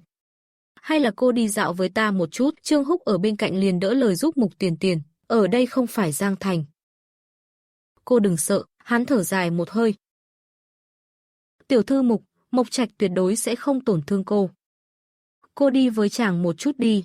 Có điều gì hiểu lầm thì cũng nên nói rõ. 5 năm qua, vì cái chết của Mục Tiền Tiền, cuộc sống của Thẩm Mộc Trạch ra sao chỉ có Quách Dương là rõ. Nếu là người khác dám lừa dối Mộc Trạch như vậy, e rằng hậu quả đã thê thảm vô cùng. Thế nhưng hiện tại, chàng lại không nói với Mục Tiền Tiền một lời trách móc nào. Nghe vậy, Mục Tiền Tiền cũng không từ chối nữa, dù sao có chuyện, nói rõ cũng tốt. Hai bên đường phố Hải Thành trồng đầy anh đào đỏ rực. Mục Tiền Tiền lặng lẽ đi theo sau Thẩm Mộc Trạch. Hai người lặng im đi rất lâu. Cuối cùng người đàn ông dừng bước, quay lại chăm chú nhìn cô gái. 8 năm không gặp, dáng vẻ cô vẫn tựa như năm xưa. Chỉ là thêm vài nét thay đổi. 5 năm qua cô sống có tốt không? Mục Tiền Tiền vốn định kiên cường chịu đựng, đón nhận ánh mắt của Thẩm Mộc Trạch. Nhưng khi nghe câu hỏi của chàng, cô bỗng khựng lại một chút, ngẩng đầu bắt gặp ánh nhìn kỳ dị của Thẩm Mộc Trạch. Không hiểu vì sao, tim cô lại bất giác khựng một nhịp, cũng tạm ổn. Ở châu Âu khổ luyện 8 năm, giờ đã là một bác sĩ. Trong lòng Thẩm Mộc Trạch bất chợt dâng lên vài phần an ủi. Cuối cùng cô cũng trở thành người cô muốn trở thành. Làm công việc cô yêu thích. May mà vận mệnh cô không vì lần bị thương năm đó mà đổi thay. Bất chợt, người đàn ông trầm giọng hỏi, cô mơ thấy ác mộng gì? Mục Tiền Tiền ngẩn người giây lát rồi mới phản ứng lại. Ta mơ thấy huynh trở thành đại lão giới truyền thông. Thảm lắm, Mục gia bị huynh hại đến thân bại danh liệt. Nói đến đây, cô mím môi, lại khẽ bổ sung. Trong mộng, Mục gia vì huynh mà nhà tan cửa nát. Ngay cả Trương Húc cũng bị liên lụy. Ta thật sự không thể không đề phòng. Thẩm Mộc Trạch không biết nên hình dung tâm tình thế nào. Một hồi lâu mới thở dài nói. Trong lòng cô, ta thật đáng sợ đến thế sao? Cô gái không lên tiếng, dường như là ngầm thừa nhận. Nam nhân thấy vậy, trong lòng bỗng thấy nhói đau. Bảo sao khi xưa cô luôn đối xử tốt với chàng, thậm chí sẵn sàng vì chàng mà liều mạng. Thì ra hết thảy chỉ là vì sợ chàng tổn thương mình. Thẩm Mộc Trạch lại rơi vào im lặng. Chàng lặng lẽ ngắm nhìn mặt biển xa xăm. Mục Tiền Tiền cũng không nói gì thêm. Ban đầu còn tưởng lần này gặp lại Thẩm Mộc Trạch, chàng sẽ lạnh lùng tàn nhẫn như trong mộng. Nhưng hiện tại xem ra, chàng ôn hòa hơn nhiều. Bỗng một tiếng chuông điện thoại vang lên, phá vỡ sự tĩnh lặng giữa hai người. Là cuộc gọi từ Tạ Thì Niệm. Tiền Tiền, nghe nói chiều nay cô rời đi vội vàng như vậy, đã xảy ra chuyện gì sao? Cũng hơi có chút việc. Nói rồi cô liếc nhìn Thẩm Mộc Trạch, không rõ chàng còn định nán lại bờ biển bao lâu. Lúc này, Tạ Thì Niệm lại hỏi, cô còn quay về bệnh viện không? Ta đang đợi cô ở bệnh viện. Mục Tiền Tiền hơi ngập ngừng. Có lẽ sẽ rất muộn. Không sao, ta sẽ chờ. Cúp máy xong, Mục Tiền Tiền phát hiện Thẩm Mộc Trạch đang nhìn mình. Buổi tối có chút việc, cô mơ hồ đáp lại một tiếng, đã hẹn người đến nhà dùng cơm. Vậy để ta đưa cô về. Mục Tiền Tiền ngạc nhiên không thôi, cứ tưởng Thẩm Mộc Trạch sẽ truy hỏi vì sao cô lại gạt chàng. Nhưng chàng không truy cứu điều gì, chỉ hỏi một câu, cô sống có tốt không? Thấy gương mặt cô mang theo vẻ khó tin. Trong lòng Thẩm Mộc Trạch bỗng dâng lên chút chua xót. Trong mắt cô, chàng lại không đáng tin đến vậy sao? Nghĩ đến lời Trương Húc nói, cô từng nhiều lần mộng mị vì chàng. Mỗi lần đều kinh hoàng tỉnh giấc, Thẩm Mộc Trạch không khỏi thấy áy náy và đau lòng. Năm xưa ta từng hứa với cô sẽ không làm khó Mục gia. Giờ ta có thể hứa lại với cô một lần nữa. Ta tuyệt đối sẽ không làm bất cứ điều gì tổn hại đến Mục gia. Về sau, nếu cô muốn quay lại Giang Thành, ta sẽ hoàn toàn tránh khỏi cuộc sống của cô. Cả đời này, cũng sẽ không bước vào Hải Thành nửa bước. Lời này thốt ra trong nghẹn ngào. Trái tim như bị xé rách từng mảnh. Thế nhưng khuôn mặt chàng lại không hề biểu lộ cảm xúc. Mục Tiền Tiền không ngờ chàng lại có thể buông lời hứa như vậy. Lẽ ra cô nên cảm thấy nhẹ nhõm. Thế nhưng trong lòng lại mơ hồ dâng lên cảm giác kỳ lạ. Lạ ở đâu, cô cũng không nói được, vốn tưởng Thẩm Mộc Trạch sẽ đích thân đưa cô về. Nhưng thấy Quách Dương đang chờ bên đường, còn tưởng bọn họ đã gọi sẵn xe. Mục tiểu thư, ta và Mộc Trạch sẽ không tiện đưa tiễn nữa. Mục Tiền Tiền quay đầu nhìn Thẩm Mộc Trạch. Nhưng cuối cùng cũng không nói gì thêm. Cô vừa bước lên xe, Thẩm Mộc Trạch lại bất ngờ bước nhanh ra. Mục Tiền Tiền nhìn ánh mắt nghi hoặc của chàng. Trong đôi mắt ấy dường như ẩn chứa chút chờ mong. Ta có thể ôm cô một cái không? Mục Tiền Tiền khẽ sững lại. Nhìn Thẩm Mộc Trạch đầy ngỡ ngàng, như không thể tin nổi, khóe môi người đàn ông cong lên một độ cong nhạt nhòa. Bằng hữu lâu ngày gặp lại đều có thể ôm một cái. Huống chi chúng ta xa nhau đến 5 năm, Mục Tiền Tiền hơi bất ngờ. Trong mắt chàng, cô chỉ là bằng hữu sao? Cô không nhìn thấu cảm xúc u tối trong mắt nam nhân ấy. Nhưng lại không hiểu vì sao mình không thể từ chối yêu cầu của chàng. Do dự chốc lát, cuối cùng vẫn bước đến bên Thẩm Mộc Trạch. Nhẹ nhàng ôm lấy chàng một cái, đôi tay Thẩm Mộc Trạch khẽ run rẩy. 5 năm qua chàng thường xuyên mất ngủ. Trong mộng luôn thấy Mục Tiền Tiền đầy máu. Ngã gục trong vòng tay mình, thân thể của cô dần dần lạnh cứng từng chút một. Nhưng hiện tại cô lại mềm mại ấm áp, hương thơm quen thuộc của thiếu nữ quấn lấy Thẩm Mộc Trạch. Ác mộng kéo dài suốt 5 năm. Tựa như trong khoảnh khắc này rốt cuộc cũng tan biến. Chàng cố kìm nén cảm xúc, nhẹ nhàng buông tay, thiếu nữ lùi lại 2 bước. Ánh mắt ôn hòa nhìn cô. Về đi, cẩn thận trên đường. Mục Tiền Tiền phát hiện mình không thể hiểu được Thẩm Mộc Trạch. 5 năm trước tâm tình và suy nghĩ của chàng dường như còn chưa phức tạp khó dò như hiện tại, thật khó mà đoán định. Cô do dự mở lời, còn chàng thì sao? Thẩm Mộc Trạch mỉm cười khẽ khàng, phong cảnh nơi bờ biển thật đẹp. Ta muốn đi thêm một đoạn sau khi tiễn xe cô đi. Quách Dương thở dài, ngài cứ thế để Mục tiểu thư đi sao? Sao ngài không nói ra tất cả những năm tháng này? Thẩm Mộc Trạch thu lại ánh mắt. Giọng nói bình thản, cô hiện tại sống rất tốt. Trong một thế giới không có ta, cô sống rất ổn. Cho nên rất nhiều lời, không cần phải nói nữa. Quách Dương thần sắc phức tạp, nhưng ngài thật sự buông được sao? Giờ phút này hắn không thể hiểu được Thẩm Mộc Trạch. Giống như năm đó cũng chẳng thể hiểu nổi. Vì sao chàng lại cố chấp như thế, chấp niệm giữ lấy một người đã khuất? Tự đẩy mình chìm vào vực sâu. Không chịu bước ra, nhưng hiện tại người còn sống. Sao lại không thể đem hết mọi điều nói rõ ràng với Mục Tiền Tiền? Thẩm Mộc Trạch trầm mặc, không trả lời. Chỉ lặng lẽ xoay người đi về phía bờ biển. Mặt trời dần dần lặn xuống phía chân trời biển cả. Quách Dương nghe thấy chàng khẽ nói một câu, hãy cho rút toàn bộ vệ sĩ đang giám sát Trương Húc đi. Tối nay, chúng ta quay về Giang Thành. Quách Dương lặng lẽ thở dài. Cuối cùng vẫn bấm số gọi cho vệ sĩ. Đã đặt vé máy bay tối nay về Giang Thành. Khi hắn gọi điện xong quay lại lần nữa, chỉ thấy Thẩm Mộc Trạch đang vịn vào tảng đá. Thân thể hơi khom lại, mồ hôi lạnh túa ra từng giọt. Sắc mặt hắn tái nhợt, vội vàng bước tới đỡ hắn lên xe. Sau đó lập tức lái xe thẳng đến bệnh viện. Bên kia, Mục Tiền Tiền xác nhận Trương Húc không sao. Liền lập tức lái xe đến bệnh viện. Vừa vào thang máy đã gặp phải giám đốc Hách đang thở dốc. Cả hai vừa chạm mắt đều khựng lại. Tiền, không phải em xin nghỉ phép sao? Sao lại quay lại rồi? Mục Tiền Tiền khẽ ho 2 tiếng, chuyện giải quyết xong rồi. Nên không cần nghỉ nữa. Giám đốc, chẳng phải ngài tan ca rồi sao? Muộn thế còn quay lại bệnh viện? Giám đốc Hách lau mồ hôi trán, bất đắc dĩ nói, vị Thẩm tiên sinh tới khám mấy hôm trước ấy mà. Lại lên cơn đau đầu dữ dội. Tiêm thuốc giảm đau cũng không ăn thua, thư ký gọi điện cho tôi, sốt sáng lắm. Mục Tiền Tiền không hiểu sao. Trong lòng chợt siết lại. Thẩm tiên sinh nào vậy? Nghe nói là tổng giám đốc của một công ty tên là Thẩm Mộc Trạch. Đúng lúc ấy cửa thang máy vừa mở. Bước chân Mục Tiền Tiền khựng lại, cô lập tức ấn lại nút đóng cửa. Tôi lên cùng ngài xem thế nào. Quách Dương đang chờ ngoài thang máy. Thấy Mục Tiền Tiền, sắc mặt hơi lạnh, nhưng tình thế cấp bách. Không thể để ý chuyện khác, lập tức đưa giám đốc Hách đến phòng bệnh. Mục Tiền Tiền nhìn thoáng qua, sững người tại chỗ, chỉ thấy Thẩm Mộc Trạch sắc mặt trắng bệch nằm tựa trên giường bệnh, trán đẫm mồ hôi lạnh. Quần áo toàn thân ướt đẫm, giám đốc Hách đã lấy ra một bộ kim châm cứu từ túi. Thẩm tiên sinh, mấy mũi châm này sẽ hơi đau một chút. Ngài chịu đựng một chút, đừng cử động. Tay ông rất nhanh, một châm đã cắm xuống huyệt vị trên trán. Thẩm tiên sinh, mấy mũi châm này sẽ hơi đau. Ngài cố chịu đựng một chút, tuyệt đối đừng cử động. Ông ra tay rất nhanh.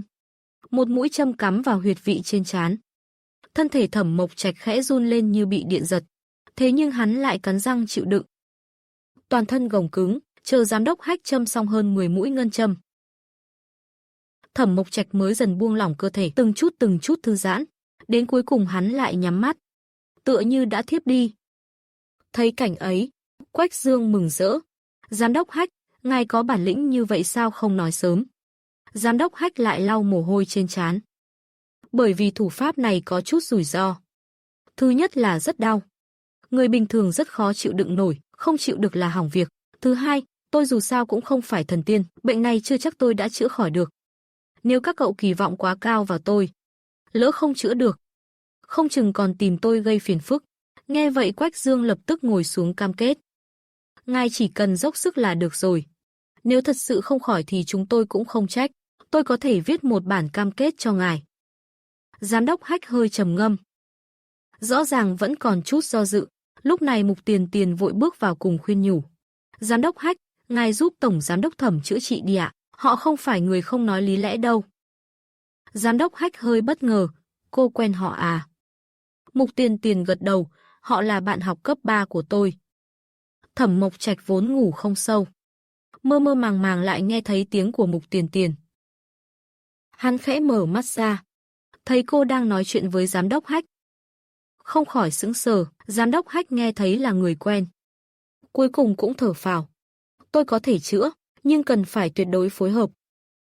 Giờ đã kết hợp thêm liệu pháp châm cứu. Vậy trong 3 tháng này, Thẩm tiên sinh bắt buộc phải nhập viện mỗi ngày. Nếu có ngày nào gián đoạn, thì sẽ uổng công vô ích. Quách Dương vội vàng đồng ý. Lúc này, Mục Tiền Tiền không nhịn được mở lời hỏi về bệnh tình của Thẩm Mộc Trạch. Bệnh của anh ta là tâm bệnh do bóng ma tâm lý. 5 năm trước Thẩm tiên sinh có một người bạn đã đỡ một đao thay anh ta. Người bạn đó mất rồi. Từ đó trở đi, anh ta cứ luôn nhớ lại cảnh tượng đó. Không tài nào ngủ yên. Mất ngủ kéo dài khiến chứng đau đầu ngày càng nghiêm trọng. Mục Tiền Tiền không thể tin nổi mà nhìn Thẩm Mộc Trạch. Người bạn mà Tổng Giám đốc Thẩm nói, chẳng lẽ là tôi sao? Thẩm Mộc Trạch mím môi, không nói nên lời. Quách Dương rốt cuộc cũng không nhịn được, nếu không phải Mục tiểu thư thì còn ai vì anh ấy mà đỡ một đao? Còn ai có thể khiến anh ấy ghi nhớ khắc cốt ghi tâm như thế? Giám đốc Hách tròn mắt kinh ngạc. Không phải Thẩm tiên sinh nói người bạn đó đã mất sao? Thẩm Mộc Trạch bình thản, lúc đó tôi nhầm rồi. Giám đốc Hách chết lặng. Chuyện liên quan đến sinh mạng mà cũng có thể nhầm lẫn sao? Ngay sau đó ông lại phấn khởi tuyên bố. Nếu Tiền Tiền thật sự là người bạn đã đỡ đao cho cậu, vậy thì bệnh này tôi nắm chắc đến 9 phần 10. Đã là bạn học cũ gặp lại. Tôi cũng không làm phiền hai người trò chuyện. Cứ nói chuyện thoải mái. Tôi xin phép về trước. Quách Dương liếc nhìn Mục Tiền Tiền rồi cũng đứng dậy. Tôi tiễn Giám đốc Hách một đoạn. Trong phòng bệnh, rất nhanh chỉ còn lại hai người Mục Tiền Tiền và Thẩm Mộc Trạch. Mục Tiền Tiền lúc này tâm trạng vô cùng phức tạp. Khi đó cô chỉ nghĩ rằng mình chết rồi. Mọi dây dưa với nhà họ Thẩm cũng chấm dứt. Nào ngờ đâu, lại để lại một bóng ma như thế trong lòng Thẩm Mộc Trạch. Cô do dự hồi lâu, cuối cùng vẫn mở miệng áy náy. Xin lỗi anh, tôi thật sự không ngờ sự việc lại thành ra như vậy. Thẩm Mộc Trạch chăm chú nhìn cô, thấy cô mang dáng vẻ như phạm lỗi, vẻ mặt vô cùng áy náy. Trong lòng hắn bất giác mềm lại vài phần. Không sao đâu, Mục Tiền Tiền nhẹ nhõm thở phào. Vậy anh hãy yên tâm điều trị ở đây nhé. Giám đốc Hách nhất định sẽ chữa khỏi cho anh. Thẩm Mộc Trạch khẽ gật đầu. Em đang làm việc ở bệnh viện này à? Đúng vậy, Giám đốc Hách là trưởng khoa của em. Hôm trước anh vẫn chưa nói hết. Chợt nghe có người gọi tên anh ấy. Quay đầu lại thì thấy Tạ Thời Niệm đang đứng ngoài cửa. Anh ấy liếc nhìn Thẩm Mộc Trạch. Vừa gặp Giám đốc Hách, ông ấy nói bạn học của em nhập viện rồi. Không sao chứ lúc nãy trông có vẻ nặng lắm. Nhưng giờ thì khá hơn rồi. Nói xong Mục Tiền Tiền đứng dậy. Vậy Thẩm tổng, em không làm phiền nữa.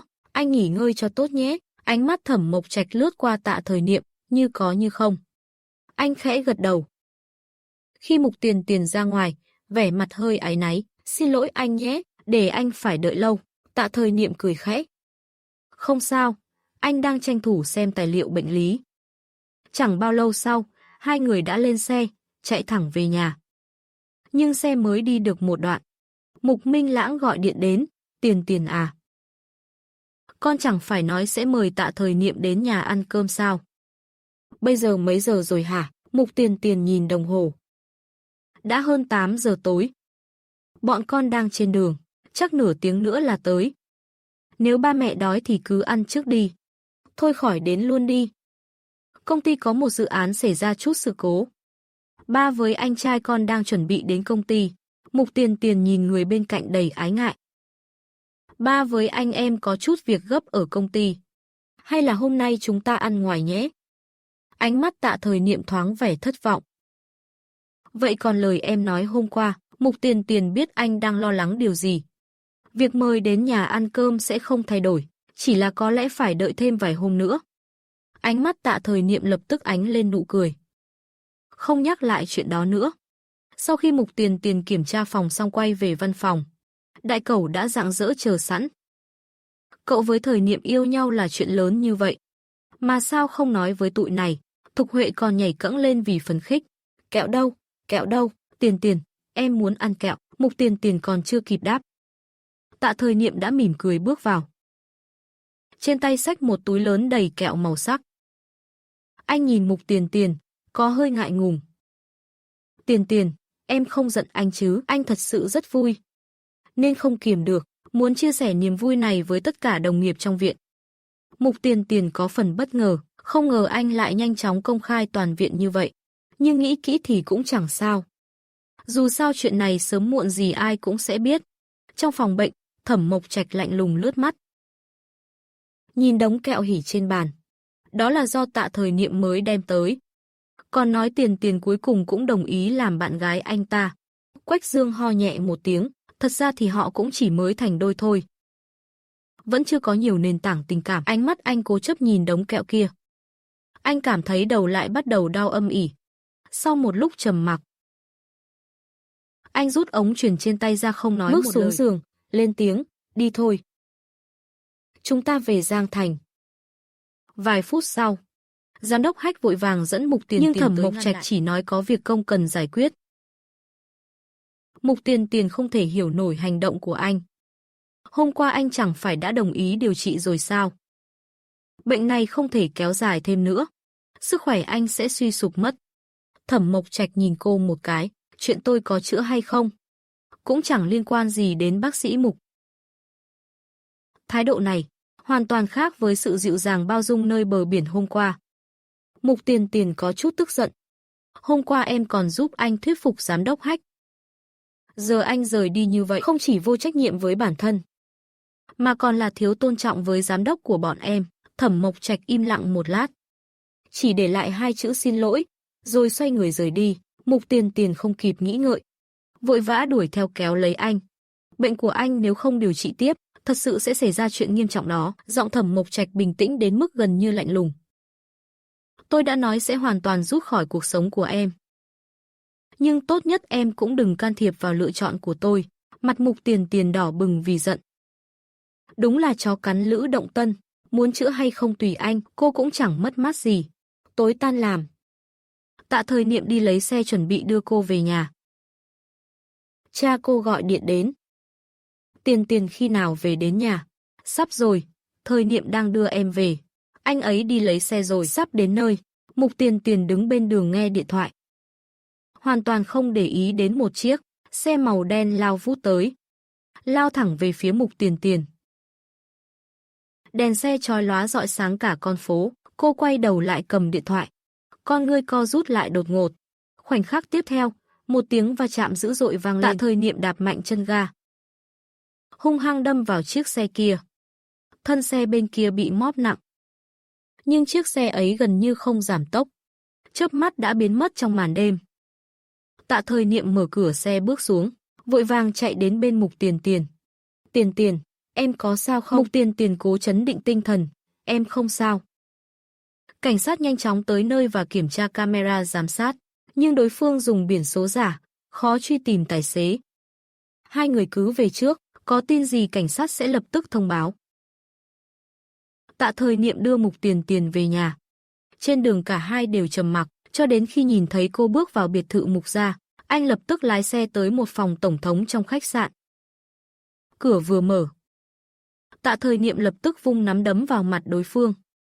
Người đó không hề phản kháng, đợi đến khi Tạ Thời Niệm đánh mệt, hắn mới lau máu ở khóe miệng. Thiếu gia Tạ cuối cùng cũng chịu đến tìm tôi rồi. Thôi Xanh, anh chán sống rồi à, dám nhắm vào cô ấy. Thôi Xanh mang vẻ bất đắc dĩ nặng nề, Thời gian của Thành Dạ không còn nhiều, anh ta bảo tôi nhất định phải đưa cậu về. Tôi đâu còn lựa chọn nào khác, tôi đã nói rồi, tôi không có hứng thú với mớ rắc rối nhà họ Tạ, thiếu gia Tạ không có hứng thú. Nhưng người nhà họ Tạ chưa chắc đã chịu buông tha cho Trường Dạ và cậu. Đến lúc đó, đừng nói làm bác sĩ bình thường. Ngay cả người con gái mà thiếu gia yêu thương cũng khó thoát khỏi. Thủ đoạn của nhà họ Tạ, thiếu gia rõ hơn ai hết. Nghe vậy Tạ Thời Niệm không nói gì, chỉ cúi đầu như đang suy nghĩ điều gì đó. Sáng hôm sau Mục Tiền Tiền dậy muộn hơn mọi ngày. Khi đến được bệnh viện, thì bất ngờ nhận được một tin. Tạ Thời Niệm tuyên bố chia tay cô trước mặt mọi người, và đã nộp đơn nghỉ việc từ sáng sớm. Cô cũng không thấy quá khó chịu. Dù đã đồng ý làm bạn gái Tạ Thời Niệm, nhưng với cô mà nói, anh thật sự chỉ như một người bạn rất quan tâm. Dù bị bạn bè lừa gạt là cảm giác không dễ chịu, nhưng Mục Tiền Tiền vẫn có thể chịu đựng. Lúc này đối diện với những ánh mắt thương hại, cô chỉ lặng lẽ thay áo blue chuẩn bị làm việc. Vừa bước vào văn phòng, trưởng khoa Hách lại tìm đến cô, thì ra bệnh viện đề cử cô đi Giang Thành bồi dưỡng 3 tháng. Mục Tiền Tiền mở miệng định từ chối. Dù sao thì cô thật sự không muốn đến Giang Thành, nhưng trưởng khoa lại có suy nghĩ khác. Tới Giang Thành, vừa có thể nâng cao chuyên môn, vừa coi như thư giãn đầu óc. Sau này trở lại bệnh viện cũng chẳng ai còn nhớ chuyện giữa cô và Thời Niệm nữa. Mặt khác cô và Thẩm tiên sinh từng có giao tình. Giúp tôi qua đó chữa bệnh thì càng hiệu quả gấp bội. Mục Tiền Tiền có chút bất đắc dĩ, nhưng tôi đâu biết châm cứu. Và lại tôi cũng không muốn tiếp xúc với Thẩm Mộc Trạch. Trưởng khoa lại đầy ánh mắt chờ mong. Không biết thì tôi dạy cho. Cô thông minh thế cơ mà, dạy là biết ngay thôi. Mục Tiền Tiền mím môi im lặng hồi lâu. Xin lỗi trưởng khoa, hay là ngài chọn người khác đi ạ? Trưởng khoa Hách thở dài bất lực, nếu cô thật sự không muốn, tôi cũng không ép nữa. Tưởng đâu chuyện đến đây là kết thúc. Không ngờ 3 ngày sau, trên mạng lại xuất hiện tin tức về Thẩm Mộc Trạch. Nhân viên Hàn Vô Ý thuộc tập đoàn truyền thông Trung Văn đã mưu sát tổng tài công ty Phượng Hoàng ngay trong ngày diễn ra họp báo. Phó Tổng Giang Dương tuyên bố hủy bỏ toàn bộ hợp tác với truyền thông Trung Văn, đồng thời sẽ truy cứu trách nhiệm với hung thủ và công ty này. Mục Tiền Tiền xem xong lập tức gọi điện cho Trương Húc. Chuyện đó là thật sao? Hàn Vô Ý đã bị cảnh sát bắt đi rồi. Thì ra sau khi nhà họ Hàn suy sụp, Trương Húc vì có quan hệ không tệ với Hàn Vô Ý, đã xin cha mình, Trương Công giúp Hàn Vô Ý vào làm việc trong tập đoàn. Nào ngờ mấy năm sau, Hàn Vô Ý lại ra tay ám sát tại buổi họp báo. Sự việc lần này khiến cổ phiếu nhà họ Trương lao dốc nghiêm trọng. Trương Công tức đến mức phải nhập viện. Trương Húc cũng vì chuyện này mà mấy ngày liền không ngủ được. Nếu nhà họ Thẩm thật sự muốn truy cứu, thì nhà họ Trương, anh còn chưa nói xong, nhưng Mục Tiền Tiền đã hiểu ra. Cơn ác mộng năm xưa lại một lần nữa ùa về. Trước là nhà họ Mục gặp nạn, sau đó nhà họ Hàn phá sản. Lần này chẳng phải đến lượt nhà họ Trương sao? Đưa số của Thẩm Mộc Trạch và Giang Dương cho tôi. Nhưng Trương Húc nhất quyết không chịu. Tôi đã đến tìm Thẩm Mộc Trạch rồi, anh ta thậm chí còn không chịu gặp tôi. Chuyện này chị đừng dính vào, nhưng tôi từng cứu mạng anh ta, biết đâu tôi đến gặp sẽ có tác dụng. Thật ra trong lòng cô cũng không chắc chắn, nhưng có tác dụng hay không cô vẫn muốn thử một lần. Nếu Thẩm Mộc Trạch chịu hòa giải riêng, thì kết cục sẽ tốt hơn rất nhiều. Trương Húc không lay chuyển được Mục Tiền Tiền, lại nghĩ đến cha mình vẫn còn nằm viện. Anh cảm thấy day dứt, cuối cùng vẫn đưa. Mục Tiền Tiền lấy điện thoại gọi cho Thẩm Mộc Trạch trước, thấy đối phương không bắt máy, cô lại nhắn tin, Tổng Thẩm, chào anh, tôi là Mục Tiền Tiền. Anh tiện nghe máy không? Nhưng tin nhắn gửi đi mãi không thấy hồi âm. Gọi lại vẫn không ai nghe. Mục Tiền Tiền cảm thấy hơi thất vọng. Chẳng lẽ Thẩm Mộc Trạch thật sự không muốn nghe điện thoại của cô? Nửa tiếng sau, văn phòng tổng tài tập đoàn Phượng Hoàng tại Giang Thành. Khi Thẩm Mộc Trạch họp xong quay về văn phòng, phát hiện điện thoại có 2 cuộc gọi nhỡ và một tin nhắn. Ánh mắt anh rơi vào 3 chữ Mục Tiền Tiền, sắc mặt trầm xuống, không nghĩ cũng biết cô gọi để cầu xin vì chuyện gì. Lưỡng lự một hồi, ngón tay Thẩm Mộc Trạch đã đặt lên nút gọi lại. Nhưng vài giây sau lại rút tay về. Sau đó anh bấm máy gọi nội tuyến cho Giang Dương. Kết quả điều tra của cảnh sát khi nào công bố? Chắc chỉ trong 2 ngày tới thôi. Sau đó là thủ tục kết án. Hàn Vô Ý đã nhận tội, lại có camera ghi hình. Chứng cứ rõ ràng, cơ bản không còn gì phải điều tra thêm. Thế nhưng Thẩm Mộc Trạch lại nhàn nhạt mở lời. Đợi khi kết quả điều tra được công bố, bảo bộ phận PR ra thông cáo mới, nêu rõ Phượng Hoàng không truy cứu Trương gia, chỉ truy cứu hung thủ. Giang Dương sững người, hôm qua tôi vừa trả lời phỏng vấn truyền thông. Nói sẽ truy trách nhiệm của truyền thông Trung Văn, mới mấy ngày đã thay đổi thái độ. Không phải quá nhanh sao? Huống hồ Hàn Vô Ý là người của truyền thông Trung Văn. Trách nhiệm nên gánh vẫn phải gánh. Thẩm Mộc Trạch trầm mặc vài giây. Mục Tiền Tiền đã gọi điện cho tôi. Giang Dương âm thầm thở dài trong lòng.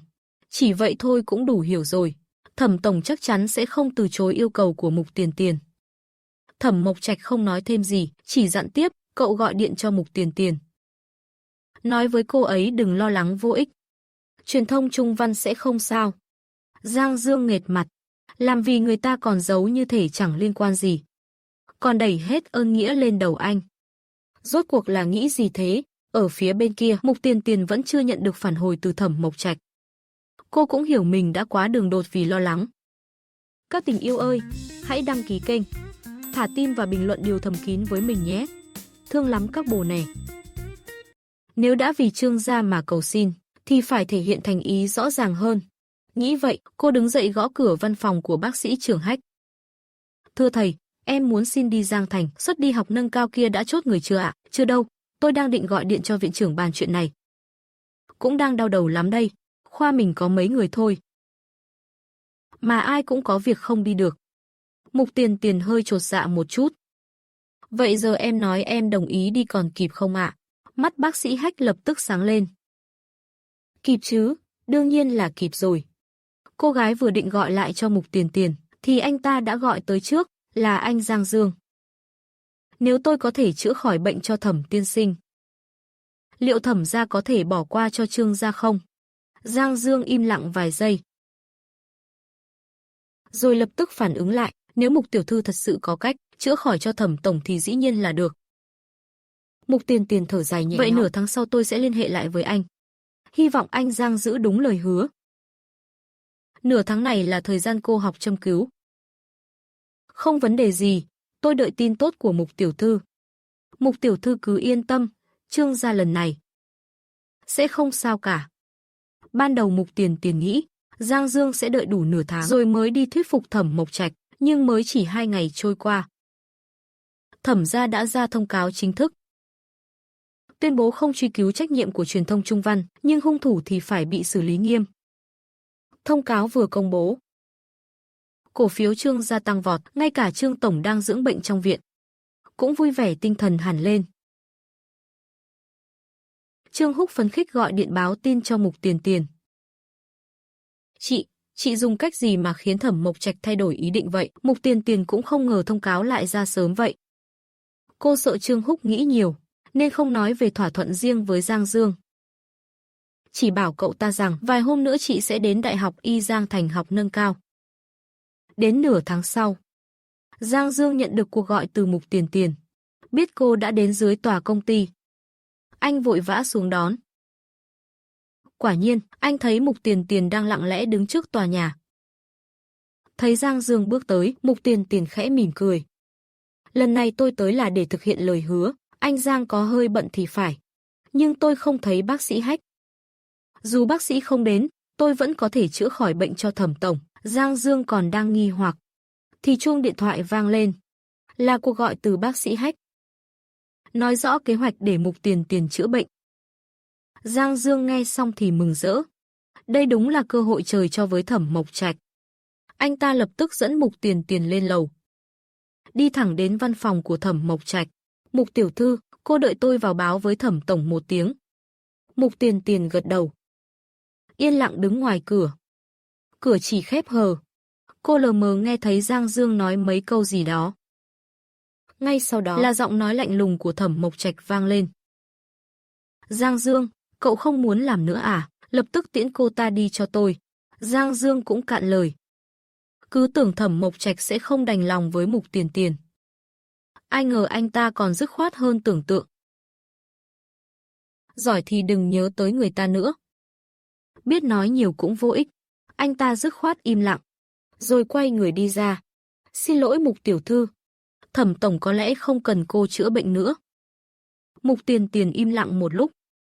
Thẩm tổng nghi ngờ y thuật của tôi sao? Giang Dương không biết phải nói sao. Cũng không hẳn là vì điều đó. Thôi vậy, Mục tiểu thư. Tôi đưa cô xuống lầu trước. Mục Tiền Tiền không nói gì. Đi theo Giang Dương xuống lầu. Thẩm tổng mấy giờ tan làm? Tôi sẽ quay lại sau. Bệnh của Thẩm Mộc Trạch nhất định phải chữa. Một là vì bệnh tình của anh ta thật sự nghiêm trọng. Hai là cô thật sự không muốn nợ anh ta ân tình. Sớm thì khoảng 7, 8 giờ. Muộn thì có khi hơn 10 giờ hoặc trễ hơn nữa. Tôi thấy cô đừng quay lại nữa thì hơn. Tính Thẩm tổng khá cứng đầu. Không dễ đổi ý đâu. Mục Tiền Tiền chỉ khẽ cười.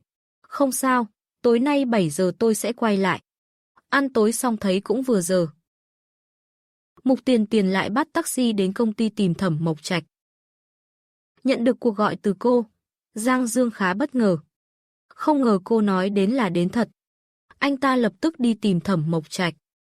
Mục, tiểu thư nói muốn bàn lại với anh chuyện điều trị. Nghe vậy, sắc mặt Thẩm Mộc Trạch trầm xuống. Giang Dương, cậu rảnh rỗi lắm à? Vừa nói xong, anh ném sấp báo cáo nghiên cứu trong tay đến trước mặt Giang Dương. Nếu rảnh đến vậy, thì giúp tôi phân tích báo cáo này đi. Hôm nay Giang Dương cũng đã nén giận cả bụng. Tôi chẳng phải vì anh mới đến đây sao? Bệnh của anh còn muốn kéo dài đến bao giờ? Anh muốn rút khỏi cuộc đời Mục tiểu thư. Trốn tránh như thế thì rút ra được chắc. Nếu thật sự muốn dứt khoát, thì nên đối mặt với cô ấy còn đang đợi câu trả lời của anh dưới lầu. Tự anh suy nghĩ đi. Nói xong, anh đóng sầm cửa lại. Sắc mặt lạnh tanh rời đi, còn Thẩm Mộc Trạch thì trầm mặc hồi lâu. Cuối cùng vẫn gọi điện cho cô gái ấy. Nhưng Mục Tiền Tiền vừa định lên tiếng thì bị cắt ngang. Nếu Giang Dương chưa nói rõ, tôi không ngại nói thẳng với cô. Tôi không muốn để cô chữa trị bệnh này. Giọng người đàn ông lạnh lùng đến lạ. Đó là câu trả lời của tôi. Cô có thể đi rồi. Mục Tiền Tiền vốn định hỏi lý do vì sao không để cô chữa. Nhưng điện thoại đã bị cúp ngang. Cô nghĩ một lúc rồi quyết định tiếp tục chờ. Cô muốn hỏi thẳng anh ta cho rõ ràng. Vì sao cứ nhất quyết không để cô chữa? Chẳng lẽ y thuật của cô quá tệ sao? Thời gian đã hơn 10 giờ tối. Mà Thẩm Mộc Trạch vẫn chưa ra. Vì thế cô lại gọi cho Giang Dương. Anh Giang, Thẩm tổng vẫn đang bận sao? Giang Dương chau mày, giờ này rồi mà Mục tiểu thư vẫn chưa về sao? Chưa đâu, tôi muốn đợi Thẩm tổng tan làm để nói chuyện trực tiếp. Giang Dương lúc này thật sự nổi cáu. Rốt cuộc Mộc Trạch đang làm gì vậy? Anh ta lại để một cô gái đợi dưới lầu. Mấy tiếng đồng hồ, nhưng cũng đành nén giận thay anh ta giải thích. Chắc là vẫn đang làm thêm giờ. Mục tiểu thư, cô chờ chút nhé. Tôi sẽ đi tìm anh ấy ngay. Thẩm Mộc Trạch vừa họp với các lãnh đạo bộ phận xong. Giờ đang mệt mỏi trở lại văn phòng. Kết quả chưa kịp ngồi xuống thì Giang Dương đẩy cửa bước vào, cho anh hai lựa chọn. Một là lập tức xuống gặp Mục tiểu thư. Hai là tôi đưa cô ấy lên gặp anh, chọn cái nào? Thẩm Mộc Trạch cau mày, cô ấy vẫn ở dưới sao? Anh nghĩ sao? Người khác thích một người thì đủ mọi cách theo đuổi. Còn anh thì chưa theo đuổi đã bỏ cuộc luôn rồi. Giờ cơ hội đã đưa tới trước mặt mà còn không chịu nhận. Giang Dương thật sự giận không chịu nổi. Dù anh có nói sẽ rút khỏi cuộc đời cô ấy. Nhưng giờ là cô ấy tìm đến anh mà, chấp nhận để cô ấy chữa bệnh thì đã sao? Dưới lầu, Mục Tiền Tiền đã đợi rất lâu, chân có chút tê mỏi, cô bèn ôm gối ngồi xổm một lúc. Rảnh rỗi quá nên nhặt một cành cây nhỏ, vẽ vòng vòng xuống đất. Cô nghĩ nếu Thẩm Mộc Trạch vẫn không chịu gặp, thì thôi, bỏ cuộc vậy. Dù sao cũng đã đợi lâu như thế, đủ thành ý rồi. Đúng lúc ấy, một đôi giày da nam hiện ra trước mắt. Ngẩng đầu lên, liền thấy Thẩm Mộc Trạch, khuôn mặt lạnh lùng tuấn tú ấy. Mục Tiền Tiền vội vàng đứng dậy. Nhưng vì đứng lên quá nhanh, nên loạng choạng một cái. Thẩm Mộc Trạch theo phản xạ đưa tay đỡ cô. Mùi hương quen thuộc từ người con gái bao trùm lấy anh. Sau khi cô đứng vững, Thẩm Mộc Trạch lập tức buông tay. Tôi đã bảo cô có thể đi rồi cơ mà. Tôi không hiểu tại sao anh không muốn tôi điều trị cho anh. Nếu là vì lo lắng về tay nghề của tôi, thì thật sự không cần. Là bác sĩ, nếu không có chút tự tin thì tôi đã không đến Giang Thành, tôi cũng sẽ không gặp anh. Thẩm Mộc Trạch vẫn im lặng không nói lời nào. Mục Tiền Tiền tiếp tục lựa lời để thuyết phục. Tổng giám đốc Thẩm còn nhớ đêm chú Thẩm gặp tai nạn xe không? Tôi nửa đêm đến bệnh viện tìm anh, nhất quyết đòi giúp anh làm PPT. Đương nhiên anh vẫn nhớ, cũng chính nhờ sự giúp đỡ khi đó của Mục Tiền Tiền mà Thẩm Mộc Trạch thành công tiếp quản công ty, xuất hiện trước công chúng. Cô gái ngẩng đầu, ánh mắt nghiêm túc. Lúc đó Tổng Giám đốc Thẩm ban đầu cũng không muốn tôi giúp. Nhưng sau cùng tôi đâu khiến anh thất vọng, đúng không? Tôi đã dám đến tìm anh, thì chắc chắn, tôi có niềm tin lần này. Ánh trăng nhẹ nhàng bao phủ lên khuôn mặt cô gái trước mắt. Cổ họng Thẩm Mộc Trạch khẽ chuyển động, mất một lúc anh mới cất tiếng khẽ. Không phải vì y thuật. Ánh mắt trong veo của cô gái tràn đầy nghi hoặc. Vậy thì là vì sao? Ánh mắt người đàn ông dần trầm xuống. Tất nhiên, là vì anh không có tự tin vào khả năng tự kiềm chế của mình, không gặp còn có thể gắng gượng kìm nén. Nhưng nếu mỗi ngày đều gặp cô ấy, anh thật sự không dám chắc. Mình sẽ không muốn giữ cô lại bên mình. Đến lúc đó, chắc chắn cô sẽ trách anh, thậm chí hận anh. Nghĩ đến đó, anh đè nén cảm xúc trong lòng. Muộn rồi, để tôi đưa cô về. Nghe vậy, Mục Tiền Tiền mừng rỡ. Vậy là Tổng Giám đốc Thẩm đồng ý điều trị rồi à? Dưới ánh trăng, nụ cười cô gái trong trẻo rạng rỡ, khiến Thẩm Mộc Trạch thoáng ngẩn người. Rõ ràng đã định nói một chữ không, cuối cùng lại chỉ nhẹ nhàng thốt ra một tiếng ừ. Thẩm Mộc Trạch vừa định đưa cô về, Mục Tiền Tiền lại tự mình gọi xe. Nhân lúc đợi xe, cô hẹn trước thời gian trị liệu với Thẩm Mộc Trạch. Vì ban ngày cô học nâng cao tại Học viện Y, ban đêm còn có tiết thực hành, cho nên hai người thống nhất điều trị mỗi tối vào lúc 9 giờ. Lúc rời đi, Mục Tiền Tiền liếc nhìn anh một cái. Vậy tối nay tôi đến nhà tìm Tổng Giám đốc Thẩm nhé. Thẩm Mộc Trạch trầm mặc hồi lâu, cuối cùng chỉ nói, Ngọc Khê Đài. Cô gái ghi lại địa chỉ vào ghi chú trên điện thoại. Sau đó lên xe, quay đầu mỉm cười. Vậy hẹn gặp Tổng Giám đốc Thẩm vào tối mai. Chiếc xe nhanh chóng khuất bóng nơi cuối phố. Một lúc lâu sau, Thẩm Mộc Trạch vẫn đứng bên vệ đường, nghĩ đến câu tối mai gặp. Trong lòng anh bỗng rối bời. Những ngày qua, anh đã tốn không ít sức, mới có thể miễn cưỡng giữ cho mình bình thản. Ít nhất là nhìn bề ngoài thì có vẻ như vậy. Nhưng sự xuất hiện của Mục Tiền Tiền lại khiến lòng anh một lần nữa trở nên rối loạn. 3 tháng tới sẽ xảy ra chuyện gì? Thẩm Mộc Trạch không biết, cũng chẳng thể đoán trước được. Đã vậy thì cứ để mọi chuyện thuận theo ý trời. Tối ngày mùng 1, Mục Tiền Tiền kết thúc buổi thực hành, vội vàng chạy ra cổng trường định bắt xe. Trong lúc đợi xe ở khu vực Ngọc Khê Đài, cô bỗng cảm thấy có ánh mắt đang dõi theo mình. Quay đầu lại liền chạm phải một đôi mắt long lanh. Cô bé kia trông có vẻ gầy đi, ánh mắt ngạc nhiên mở to tròn xoe. Ngay sau đó cô bé nhanh chóng chạy tới. Chào chị ạ, em là Dung Chiêu. Chị có thể cho em biết tên chị được không? Mục Tiền Tiền thấy cô bé này thật thú vị. Chị tên là Mục Tiền Tiền. Vậy chị có phải là, trước đây từng là, con gái của Tổng Giám đốc Mục Bằng Thành, tập đoàn Hồng Viễn? Mục Tiền Tiền hơi bất ngờ. Nhà họ Mục đã rút khỏi Giang Thành từ 5 năm trước. Không ngờ cô bé trước mặt này vẫn còn nhớ rõ. Nghĩ vậy cô khẽ gật đầu, coi như thừa nhận. Năm đó cô giả chết là để tránh né Thẩm Mộc Trạch. Giờ giữa cô và Thẩm Mộc Trạch đã hóa giải ân oán. Đương nhiên không cần phải tiếp tục che giấu. Nào ngờ vừa dứt lời, cô bé trước mặt liền nhảy cẫng lên. Em biết ngay là chẳng ai giống chị đến thế. Mục Tiền Tiền có hơi thắc mắc. Em quen chị sao? Mắt Dung Chiêu sáng lấp lánh. Chị Tiền Tiền không nhớ cũng không sao, nhưng cả đời này em sẽ không quên chị đâu. Trước đây em là một cô bé mập ú chính hiệu, vẫn là sự ấm áp ngày đó chị dành cho em. Khi ấy vì em quá béo, bị mấy bạn nữ chặn trong nhà vệ sinh bắt nạt đánh đập. Chính chị đã kịp thời xuất hiện, mới ngăn lại được trận bạo lực học đường đó. Chị Mục khi ấy dịu dàng nói với em rằng, đừng bận tâm ánh nhìn của người khác. em rất xinh đẹp. Sau này gầy đi nhất định sẽ còn xinh hơn nữa. Chỉ tiếc là sau khi gặp chị Mục chưa được bao lâu, em đã chuyển trường rời đi. Về sau, em lại thấy tin chị mất trên mạng. Giờ phút này cô bé đang nhiệt tình kéo Mục Tiền Tiền lên xe mình. Sau khi biết chị muốn đến đâu, cô bé càng bất ngờ mừng rỡ. Chị ở khu này sao? Nhà em ngay gần đây. Nhưng mà em nhớ hình như đây là nhà của Thẩm Mộc Trạch mà. Mục Tiền Tiền khẽ ho một tiếng. Chị đến để trị bệnh thôi. Em quen Thẩm Mộc Trạch à? Anh ấy là bạn cùng phòng đại học của anh trai em. Dung Hoa, yên tâm đi chị. Em nhất định sẽ đưa chị đến nơi an toàn. Chẳng mấy chốc xe đã dừng dưới cổng Ngọc Khê Đài. Mục Tiền Tiền nói lời cảm ơn rồi chuẩn bị xuống xe. Dung Chiêu cũng mỉm cười với chị. Chị Tiền Tiền có rảnh thì đến nhà em ăn cơm nhé. Mục Tiền Tiền mỉm cười gật đầu đồng ý. Rồi xoay người lên lầu gõ cửa. Thẩm Mộc Trạch mở cửa, khẽ nghiêng người, vào đi. Căn hộ rất rộng. Phong cách trang trí là ba tông màu đen trắng xám đơn giản lạnh nhạt.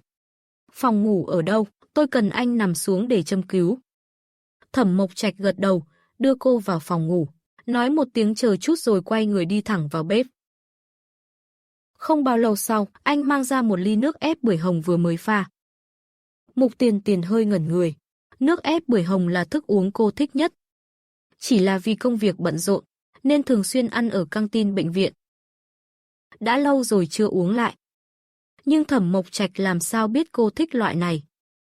Hay chỉ là vô tình trùng hợp? Nhưng giờ phút này cô cũng không còn tâm trí nghĩ nhiều. Cô mở gói châm cứu, lấy ra những cây kim bạc, vẫn là trị liệu trước đã. Tổng giám đốc Thẩm, mời anh nằm xuống. Người đàn ông lặng lẽ nằm xuống. Toàn thân có chút căng thẳng, cơ thể anh cứng đờ lại. Ngón tay xương sẩu lại siết chặt thành nắm đấm. Mục Tiền Tiền bất giác bật cười. Thì ra người như Thẩm Mộc Trạch cũng sợ bị châm kim sao? Rõ ràng lần trước bác sĩ Hách châm cứu, anh trông vẫn rất bình tĩnh. Cô dịu giọng trấn an, thả lỏng nào. Đừng căng thẳng, sẽ hơi đau một chút, nhưng rất nhanh sẽ ổn thôi. Nói rồi cô khẽ cúi người. Tập trung cắm từng mũi kim bạc. Lỡ tay lướt nhẹ qua mu bàn tay anh. Nỗi đau và sự chịu đựng giằng xé khiến ánh mắt Thẩm Mộc Trạch chất đầy nhẫn nhịn. Dưới kim châm của Mục Tiền Tiền, ý thức của anh dần dần mơ hồ. Lờ mờ nghe thấy giọng nói dịu dàng của cô. Ráng chịu thêm chút nữa, sắp xong rồi. Thẩm Mộc Trạch cứ nhẫn nhịn như vậy, cuối cùng lại thiếp đi lúc nào chẳng hay. Mục Tiền Tiền khẽ thở phào một hơi. Sau châm cứu, dây thần kinh người bệnh sẽ thư giãn đôi chút. Ngủ gật là phản ứng bình thường. Cô nhẹ nhàng kéo chăn đắp cho Thẩm Mộc Trạch. Đoán rằng anh sẽ ngủ sâu một lát. Nghĩ vậy, Mục Tiền Tiền rón rén rời đi. Nhưng vừa xuống lầu, đã phát hiện bên ngoài trời đổ mưa. Trước cửa, một cô gái trẻ xinh đẹp đang thu dù. Hạ Tư Thuần trợn to mắt khi nhìn thấy Mục Tiền Tiền. Không phải cô chết rồi sao? Mục Tiền Tiền mỉm cười nhìn cô ta. Làm cô thất vọng rồi, tôi vẫn sống tốt. Cô vốn nghĩ Thẩm Mộc Trạch đã sớm nói chuyện này với Hạ Tư Thuần. Dù sao quan hệ hai người thân thiết như vậy. Hồi cấp 3, hai người đó nổi tiếng như hình với bóng. Sắc mặt Hạ Tư Thuần tái nhợt. Rốt cuộc là chuyện gì xảy ra? Mục Tiền Tiền chẳng buồn giải thích. Có thời gian thì đi mà hỏi Thẩm Mộc Trạch. Nhưng Hạ Tư Thuần lại không chịu buông tha. Cô đến nhà anh Mộc Trạch làm gì? Tôi đến để chữa bệnh cho anh ấy. Sắc mặt Hạ Tư Thuần biến đổi. Anh Mộc Trạch khỏe mạnh thế mà. Anh ấy có bệnh gì được chứ? Mục Tiền Tiền hơi sững lại. Chẳng lẽ Thẩm Mộc Trạch chưa từng nói gì với Hạ Tư Thuần sao? Cũng không phải bệnh gì nghiêm trọng. Chỉ là đau đầu thôi. Châm cứu một thời gian sẽ ổn. Cô Hạ, tôi còn việc. Xin phép đi trước. Nhưng Hạ Tư Thuần kích động chắn trước mặt cô. Cô biến mất 8 năm. Tại sao lại đột nhiên quay về bao nhiêu bác sĩ cơ mà? Sao anh Mộc Trạch lại nhất định phải để cô chữa bệnh?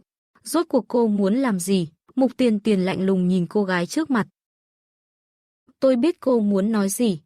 Tôi nhớ tôi đã nói tôi sẽ không thích anh ấy. Hiện tại tôi vẫn giữ nguyên như vậy. Ánh mắt Hạ Tư Thuần tràn đầy oán hận. Tôi tất nhiên nhớ, nhưng cô lại chết vì cứu anh ấy. Còn chết đúng vào ngày sinh nhật của tôi, 8 năm qua. Năm nào đến sinh nhật tôi anh ấy cũng đến mộ cô viếng. Đó gọi là không thích sao? Mục Tiền Tiền chết sững. Cô thực sự là lần đầu nghe thấy chuyện này. Xin lỗi, tôi cũng không ngờ lại trùng hợp như thế. Hạ Tư Thuần nghiến răng tức giận. Xin lỗi thì có ích gì? Tôi muốn cô mãi mãi rời xa. Cuộc sống của tôi và anh Mộc Trạch đừng bao giờ xuất hiện trước mặt chúng tôi nữa. Nhưng Mục Tiền Tiền lại lắc đầu từ chối. Tôi sẽ đi, nhưng không phải bây giờ. Đợi tôi chữa khỏi bệnh cho anh ấy, tôi tự nhiên sẽ rời đi. Nói xong câu đó, cô xoay người bước vào màn mưa. Sau lưng chợt vang lên giọng nói trầm thấp. Mục Tiền Tiền quay đầu lại liền thấy Thẩm Mộc Trạch đứng đó. Ngoài trời đang mưa, tôi đưa cô về. Mục Tiền Tiền từ chối lời tốt của anh. Anh vẫn nên ở lại với cô Hạ đi, nhưng Thẩm Mộc Trạch lại bình thản quay sang. Em về trước đi, tôi sẽ tiễn bác sĩ Mục về sau. Sắc mặt Hạ Tư Thuần cứng đờ, có chút khó coi. Mục Tiền Tiền cũng không hiểu nổi hành động kỳ lạ của Thẩm Mộc Trạch. Trước đây chỉ cần Hạ Tư Thuần ho một tiếng, Thẩm Mộc Trạch sẽ lập tức cởi áo khoác cho cô ấy. Giờ thì đã muộn thế này. Lại còn đang mưa, chẳng phải anh nên tiễn Hạ Tư Thuần sao? Thế nhưng Thẩm Mộc Trạch đã bung dù ra. Đi thôi, bác sĩ Mục. Thẩm Mộc Trạch đã kiên quyết như vậy. Nếu cô còn từ chối, lại càng trở nên khách sáo. Nghĩ vậy nên Mục Tiền Tiền không nói gì thêm. Hai người cùng che một chiếc ô đi vào mưa. Ô không lớn lắm, cô gái ngại ngùng dịch sang một bên. Thẩm Mộc Trạch thu hết hành động của cô vào mắt. Chiếc ô trong tay anh lặng lẽ nghiêng về phía cô, gần như che hết cho Mục Tiền Tiền. Còn một bên vai anh thì bị mưa làm ướt đẫm. Xe đậu cũng không cách đó quá xa. Người đàn ông mở cửa ghế phụ cho cô. Nhưng Mục Tiền Tiền hơi do dự. Tôi ngồi ghế sau được rồi. Cô biết có người rất để ý vị trí ghế phụ. Mục Tiền Tiền cảm thấy nên tránh thì hơn. Nghe vậy Thẩm Mộc Trạch đứng yên, ánh mắt chỉ yên lặng nhìn cô. Tôi rất hiếm khi tự mình lái xe tiễn người. Mục Tiền Tiền khó hiểu nhìn người đàn ông. Cho nên, đừng xem tôi như tài xế. Mục Tiền Tiền hiểu rồi, không từ chối nữa. Cúi đầu ngồi vào ghế phụ. Tôi nghe nói ngày tôi bị thương là sinh nhật Hạ Tư Thuần. Mỗi năm đến ngày giỗ tôi anh đều đến mộ tôi. Nghe nói Hạ Tư Thuần rất để ý chuyện đó. Vậy anh nên dỗ dành cô ấy đi. Đừng để tôi ảnh hưởng đến tình cảm của hai người. Giọng Thẩm Mộc Trạch trầm thấp. Tôi với Tư Thuần có tình cảm gì chứ? Mục Tiền Tiền cũng ngạc nhiên. Anh chẳng phải rất thích Hạ Tư Thuần sao? Trước kia vì tôi chết mà quên sinh nhật cô ấy. Đương nhiên là nên xin lỗi và giải thích rõ ràng. Nghe vậy ánh mắt Thẩm Mộc Trạch lạnh đi một chút. Anh xoay tay lái đột ngột. Xe lập tức phanh gấp bên đường. Giây tiếp theo, anh nghiêng người nhìn cô gái. Ai nói với em là tôi thích Hạ Tư Thuần? Mục Tiền Tiền bỗng sững người. Đúng là không ai nói với cô, nhưng hồi đó cách anh và Hạ Tư Thuần cư xử, người sáng mắt đều nhìn ra được mà. Cái gì cơ? Thẩm Mộc Trạch nhìn nét mặt cô liền biết cô hiểu nhầm. Quan hệ giữa tôi và Tư Thuần chẳng khác gì em với Trương Húc cả. Mục Tiền Tiền vẫn chưa hiểu lắm. Tôi và Trương Húc chỉ là chị em thôi mà. Thẩm Mộc Trạch nhìn cô đầy ẩn ý. Chỉ cho phép em với Trương Húc là chị em, không cho tôi và Tư Thuần là anh em à? Tư Thuần không phải mẫu người tôi thích. Hạ Tư Thuần từ nhỏ không có mẹ, rất ỷ lại vào anh, nên anh trai như anh chỉ cố gắng bảo vệ cô ấy hết mức có thể. Đó chỉ là trách nhiệm mà thôi. Cho đến khi năm đó Mục Tiền Tiền qua đời, anh mới hiểu cảm giác thật sự khi thích một người. Thế nên khi Tư Thuần tỏ tình với anh không do dự, lập tức từ chối thẳng thừng tình cảm của Tư Thuần. Không thể tiếp tục xem cô ấy như em gái nữa, đó cũng là lý do anh cư xử lạnh nhạt với Hạ Tư Thuần, mà Mục Tiền Tiền chỉ thấy khó tin. Gần như vô thức hỏi anh thích mẫu người thế nào. Thẩm Mộc Trạch không trả lời, đôi mắt sâu thẳm nhìn cô gái không chớp. Mục Tiền Tiền chẳng hiểu gì cả, chỉ thấy cả người không thoải mái. Nếu anh không muốn nói, coi như tôi chưa hỏi vậy. Chiếc xe lại lăn bánh. Mục Tiền Tiền cảm thấy áp lực ngột ngạt trong xe cũng dịu đi phần nào. Nghĩ vậy liền thở phào nhẹ nhõm, ngước nhìn ra ngoài cửa sổ. Dù ngoài mặt bình tĩnh, nhưng trong lòng lại thấp thỏm đầy tò mò. Không biết Thẩm Mộc Trạch rốt cuộc thích kiểu con gái thế nào? Sau này nếu anh như ý nguyện, cô thật muốn nhìn thử đối phương là ai. Còn bên kia, Hạ Tư Thuần nhìn bóng dáng Mục Tiền Tiền và Thẩm Mộc Trạch rời đi, ánh mắt không rõ là ghen tị hay oán hận. Cô lái xe trở về biệt thự Ngọc Thủy Loan, chỉ thấy ông Thẩm đang chơi đùa với chó. Thấy vậy, Hạ Tư Thuần lập tức rưng rưng nước mắt, hai mắt đỏ hoe vì khóc. Chú Thẩm, Mục Tiền Tiền quay lại rồi. Sau đó cô ta kể hết chuyện gặp Mục Tiền Tiền vừa rồi. Không chừa chi tiết nào. Bao năm nay cũng vì cô ta, anh Mộc Trạch mới trở thành như bây giờ. Thế mà cô ta không chết, còn lừa gạt tất cả chúng ta. Ông Thẩm trong lòng chấn động dữ dội, ông cũng không ngờ Mục Tiền Tiền vẫn còn sống. Cuối tuần trầm lặng, Mục Tiền Tiền bất ngờ nhận được một cuộc gọi. Là cô Mục phải không? Chú là chú Thẩm đây. Mục Tiền Tiền suýt đánh rơi cả điện thoại. Cháu chào chú Thẩm. Nghe nói cháu đã về Giang Thành, lại còn đang chữa trị cho Mộc Trạch. Giọng ông Thẩm, cứ như thể Mục Tiền Tiền chưa từng chết. Tối nay Mộc Trạch sẽ về Ngự Thủy Loan. Mời cô Mục đến đó chữa trị cho Mộc Trạch nhé. Tiện thể tôi cũng muốn hỏi thăm bệnh tình của cháu nó. Mục Tiền Tiền đành phải cắn răng đồng ý. Thái độ của ông Thẩm vẫn xem như khách khí. Nếu có thể, cô Mục có thể đến sớm hơn nửa tiếng không? Trước giờ hẹn điều trị. Mục Tiền Tiền im lặng mấy giây rồi nói sẽ cố gắng. Vậy thì tốt quá. Tôi sẽ gửi địa chỉ cho cô ngay. Sau khi cúp máy, Mục Tiền Tiền nhìn địa chỉ, lòng đầy rối bời.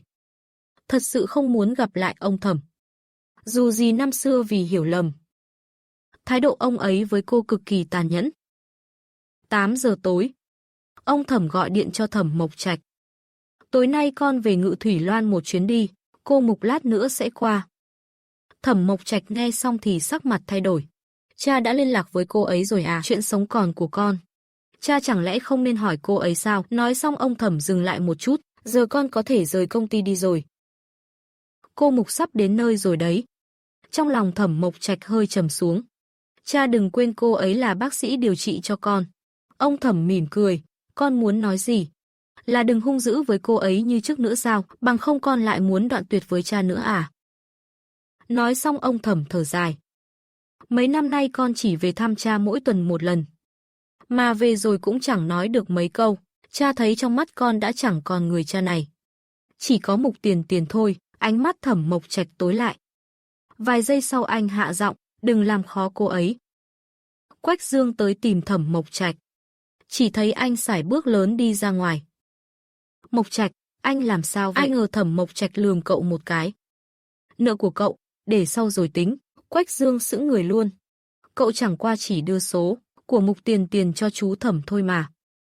Cần gì phải giận đến vậy? Chú Thẩm bảo năm xưa đã hiểu lầm nhà họ Mục. Muốn đích thân xin lỗi Mục Tiền Tiền. Cậu có thể không cho sao? Sao lại trút hết giận lên người cậu? Còn bên này, Mục Tiền Tiền mang tâm trạng thấp thỏm bước vào biệt thự nhà họ Thẩm. Liền thấy ông Thẩm đang ngồi xe lăn. Cạnh bên là Hạ Tư Thuần với sắc mặt lạnh lùng.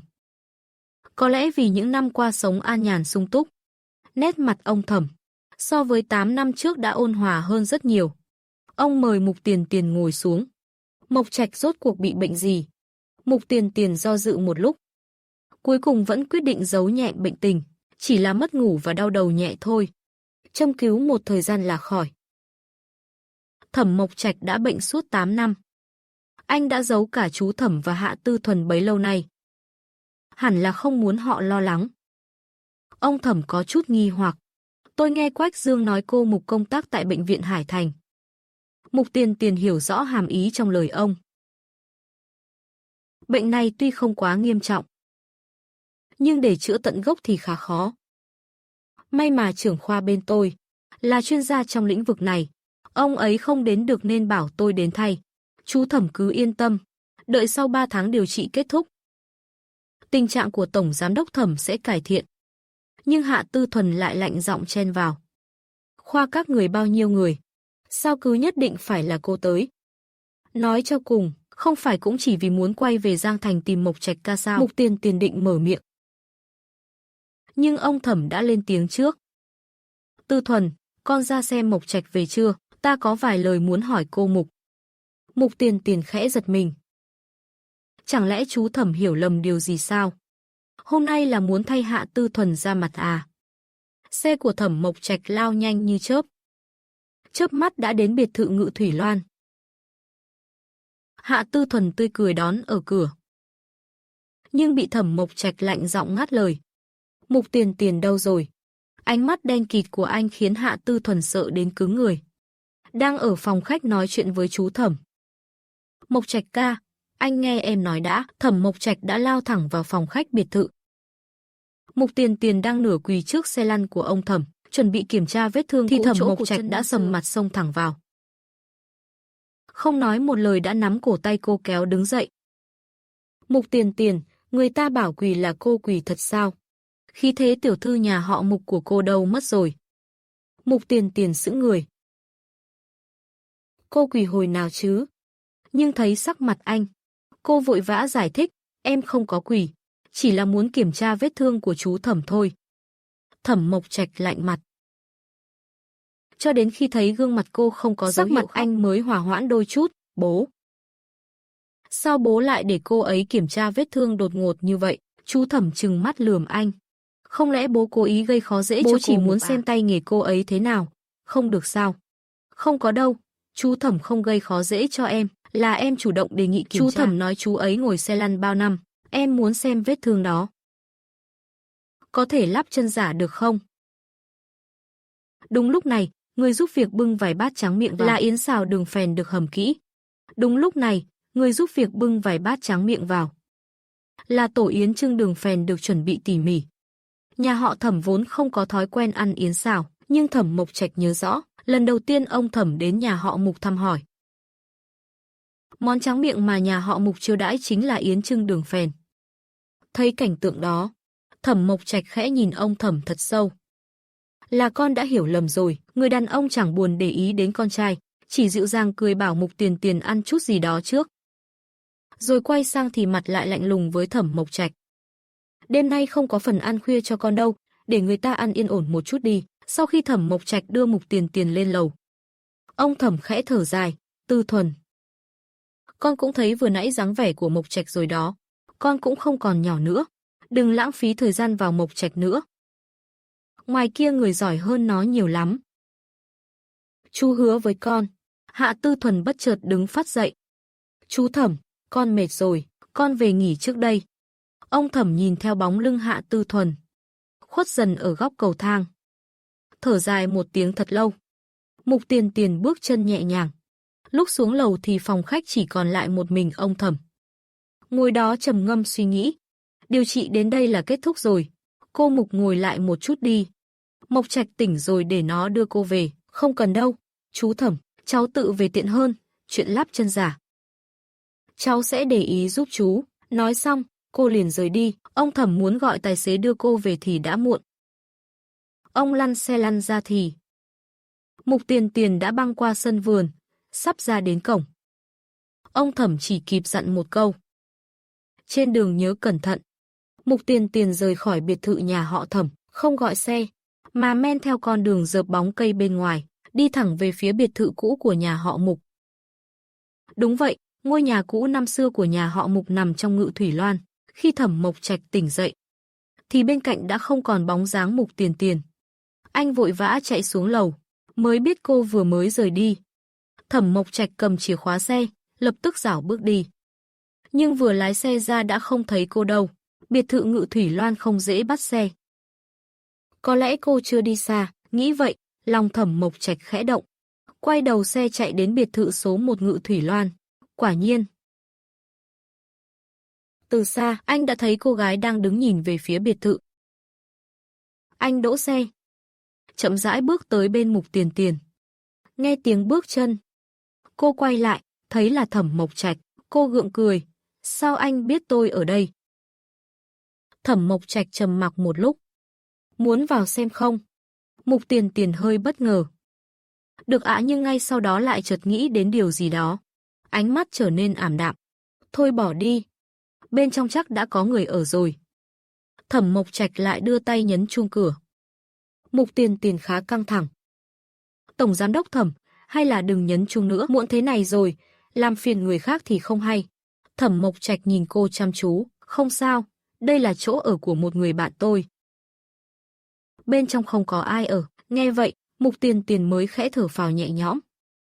Trong biệt thự, một người đàn ông trung niên hơn 50 tuổi mở cửa. Rõ ràng là quen biết Thẩm Mộc Trạch. Ánh mắt ông ta dừng lại trên người Mục Tiền Tiền, khiến cô hoảng hốt tái mặt. Đại tiểu thư. Mục Tiền Tiền cũng sững sờ. Chú Từ Giang, sao lại là chú? Từ Giang là tài xế cũ của nhà họ Mục. Từ nhỏ đã rất thương Mục Tiền Tiền. Khi nhà họ Mục chuyển đi và bán lại biệt thự, tất cả người làm đều bị cho nghỉ. Tuy Từ Giang luyến tiếc, nhưng cũng đành phải tìm nơi khác. Mục Tiền Tiền không ngờ rằng, sau 8 năm, chú ấy vẫn ở trong ngôi nhà cũ của nhà họ Mục. Chuyện cô sống lại, chắc chắn lại phải giải thích một hồi. Từ Giang không kìm được xúc động lau nước mắt. Đại tiểu thư còn sống là tốt rồi. Còn sống là tốt rồi. Mục Tiền Tiền thấy tò mò. Chú Từ, sao chú vẫn còn ở đây? Từ Giang vừa định mở miệng, thì bị Thẩm Mộc Trạch ngắt lời. Người bạn mua lại biệt thự nhà họ Mục của tôi. Vô tình mời chú ấy, người bạn đó đã ra nước ngoài. Chú Từ ở lại trông coi nhà giúp anh ấy. Từ Giang lập tức gật đầu liên tục. Chúng tôi có thể vào xem một chút được không? Được chứ, tất nhiên là được. Từ Giang niềm nở mở rộng cửa. Cậu Thẩm, đại tiểu thư. Mời hai người vào trong. Mục Tiền Tiền cảm thấy thật trùng hợp. Người mua biệt thự cũ nhà họ Mục lại trùng hợp mời đúng chú Từ. Điều khiến cô càng kinh ngạc hơn là sau 8 năm, biệt thự vẫn y hệt như trong ký ức. Ngay cả chiếc xích đu dưới gốc hoa anh đào vẫn còn đung đưa nhẹ nhàng theo gió đêm. Đại tiểu thư có muốn vào trong xem không? Mục Tiền Tiền nghĩ một lát rồi từ chối. Dù sao bên trong cũng là nhà người khác. Khi rời đi cùng Thẩm Mộc Trạch, chú Từ Giang tiễn ra tận cửa, ánh mắt nhìn hai người đầy cảm khái. Đại tiểu thư sau này có thể thường xuyên đến chơi. Mục Tiền Tiền mỉm cười. Xem một lần là đủ rồi, dù sao cũng là nhà người ta. Lui tới nhiều cũng không hay, đại tiểu thư nếu muốn đến thì cứ đến. Dù sao nơi này cũng không có ai ở, chủ nhà mới chắc cũng chưa về ngay đâu. Mục Tiền Tiền khẽ một tiếng. Chú Từ nhớ giữ gìn sức khỏe. Có dịp cháu sẽ quay lại thăm chú. Khi Thẩm Mộc Trạch đưa cô về đến dưới lầu, Mục Tiền Tiền vừa mở cửa xe liền định xuống. Thẩm Mộc Trạch bất ngờ gọi tên cô. Ngày mai em có bận gì không? Mục Tiền Tiền hơi ngạc nhiên. Anh sao lại hỏi chuyện này? Nếu rảnh, anh đưa em đi dạo vài nơi, coi như là đáp lễ Mục đại phu chữa bệnh cho anh. 8 năm nay Giang Thành thay đổi nhiều lắm. Mục Tiền Tiền thật ra cũng muốn đi dạo một chút, nhưng nếu đi cùng Thẩm Mộc Trạch thì lại thấy ngại ngùng. Cuối cùng vẫn từ chối lời mời. Ngày mai em còn phải ôn bài. Thẩm Mộc Trạch chỉ bình thản gật đầu. Mục Tiền Tiền không ngờ vừa từ chối Thẩm Mộc Trạch xong, về đến nhà, Dong Chiêu lại gọi điện cho cô. Tiền Tiền chị ơi, mai cuối tuần rồi, tụi mình cùng ra ngoài chơi nha. Không được từ chối đâu đó, từ chối là em sẽ khóc đấy. Mục Tiền Tiền đối đãi công bằng, vẫn theo lệ, lấy cớ bận để từ chối. Không ngờ cô bé hoàn toàn không mắc bẫy. Cuối tuần thì có chuyện gì cơ chứ? 10 giờ sáng mai, em đợi dưới nhà nhé. Tiện thể giới thiệu anh hai của em, Vinh Hoa, cho chị. Không gặp không về đó nha. Nói xong, Vinh Chiêu cúp máy luôn. Căn bản không cho Mục Tiền Tiền cơ hội từ chối. Sáng ngày mồng 1, Vinh Chiêu thật sự đúng giờ gọi điện cho cô dưới lầu. Ra chiều nếu cô không xuống thì cậu sẽ đứng đó đợi mãi. Tình cảm khó từ chối, Mục Tiền Tiền đành phải xuống. Ba người chơi ở khu nghỉ dưỡng cả một ngày trời. Còn bên kia, Thẩm Mộc Trạch và Quách Dương đang tụ họp ở nhà Vinh Sách. Bất ngờ là Quách Dương kích động giơ điện thoại khoe vòng bạn bè. Treo chọc, muốn gây sự giữa năm mới à? Chán sống rồi chắc. Trong ảnh là Vinh Hoa cao lớn, nửa ôm nửa đỡ Mục Tiền Tiền, giúp cô xuống ngựa. Mặt Mục Tiền Tiền đầy hoảng hốt, dường như bị dọa sợ. Hai tay nắm chặt vai của Vinh Hoa. Ánh mắt Thẩm Mộc Trạch lập tức tối sầm lại. Không chịu ra ngoài với anh, nói là phải ôn bài. Vậy mà quay lưng đã theo Vinh Hoa đi chơi. Các tình yêu ơi, hãy đăng ký kênh, thả tim và bình luận điều thầm kín với mình nhé. Thương lắm các bồ nè.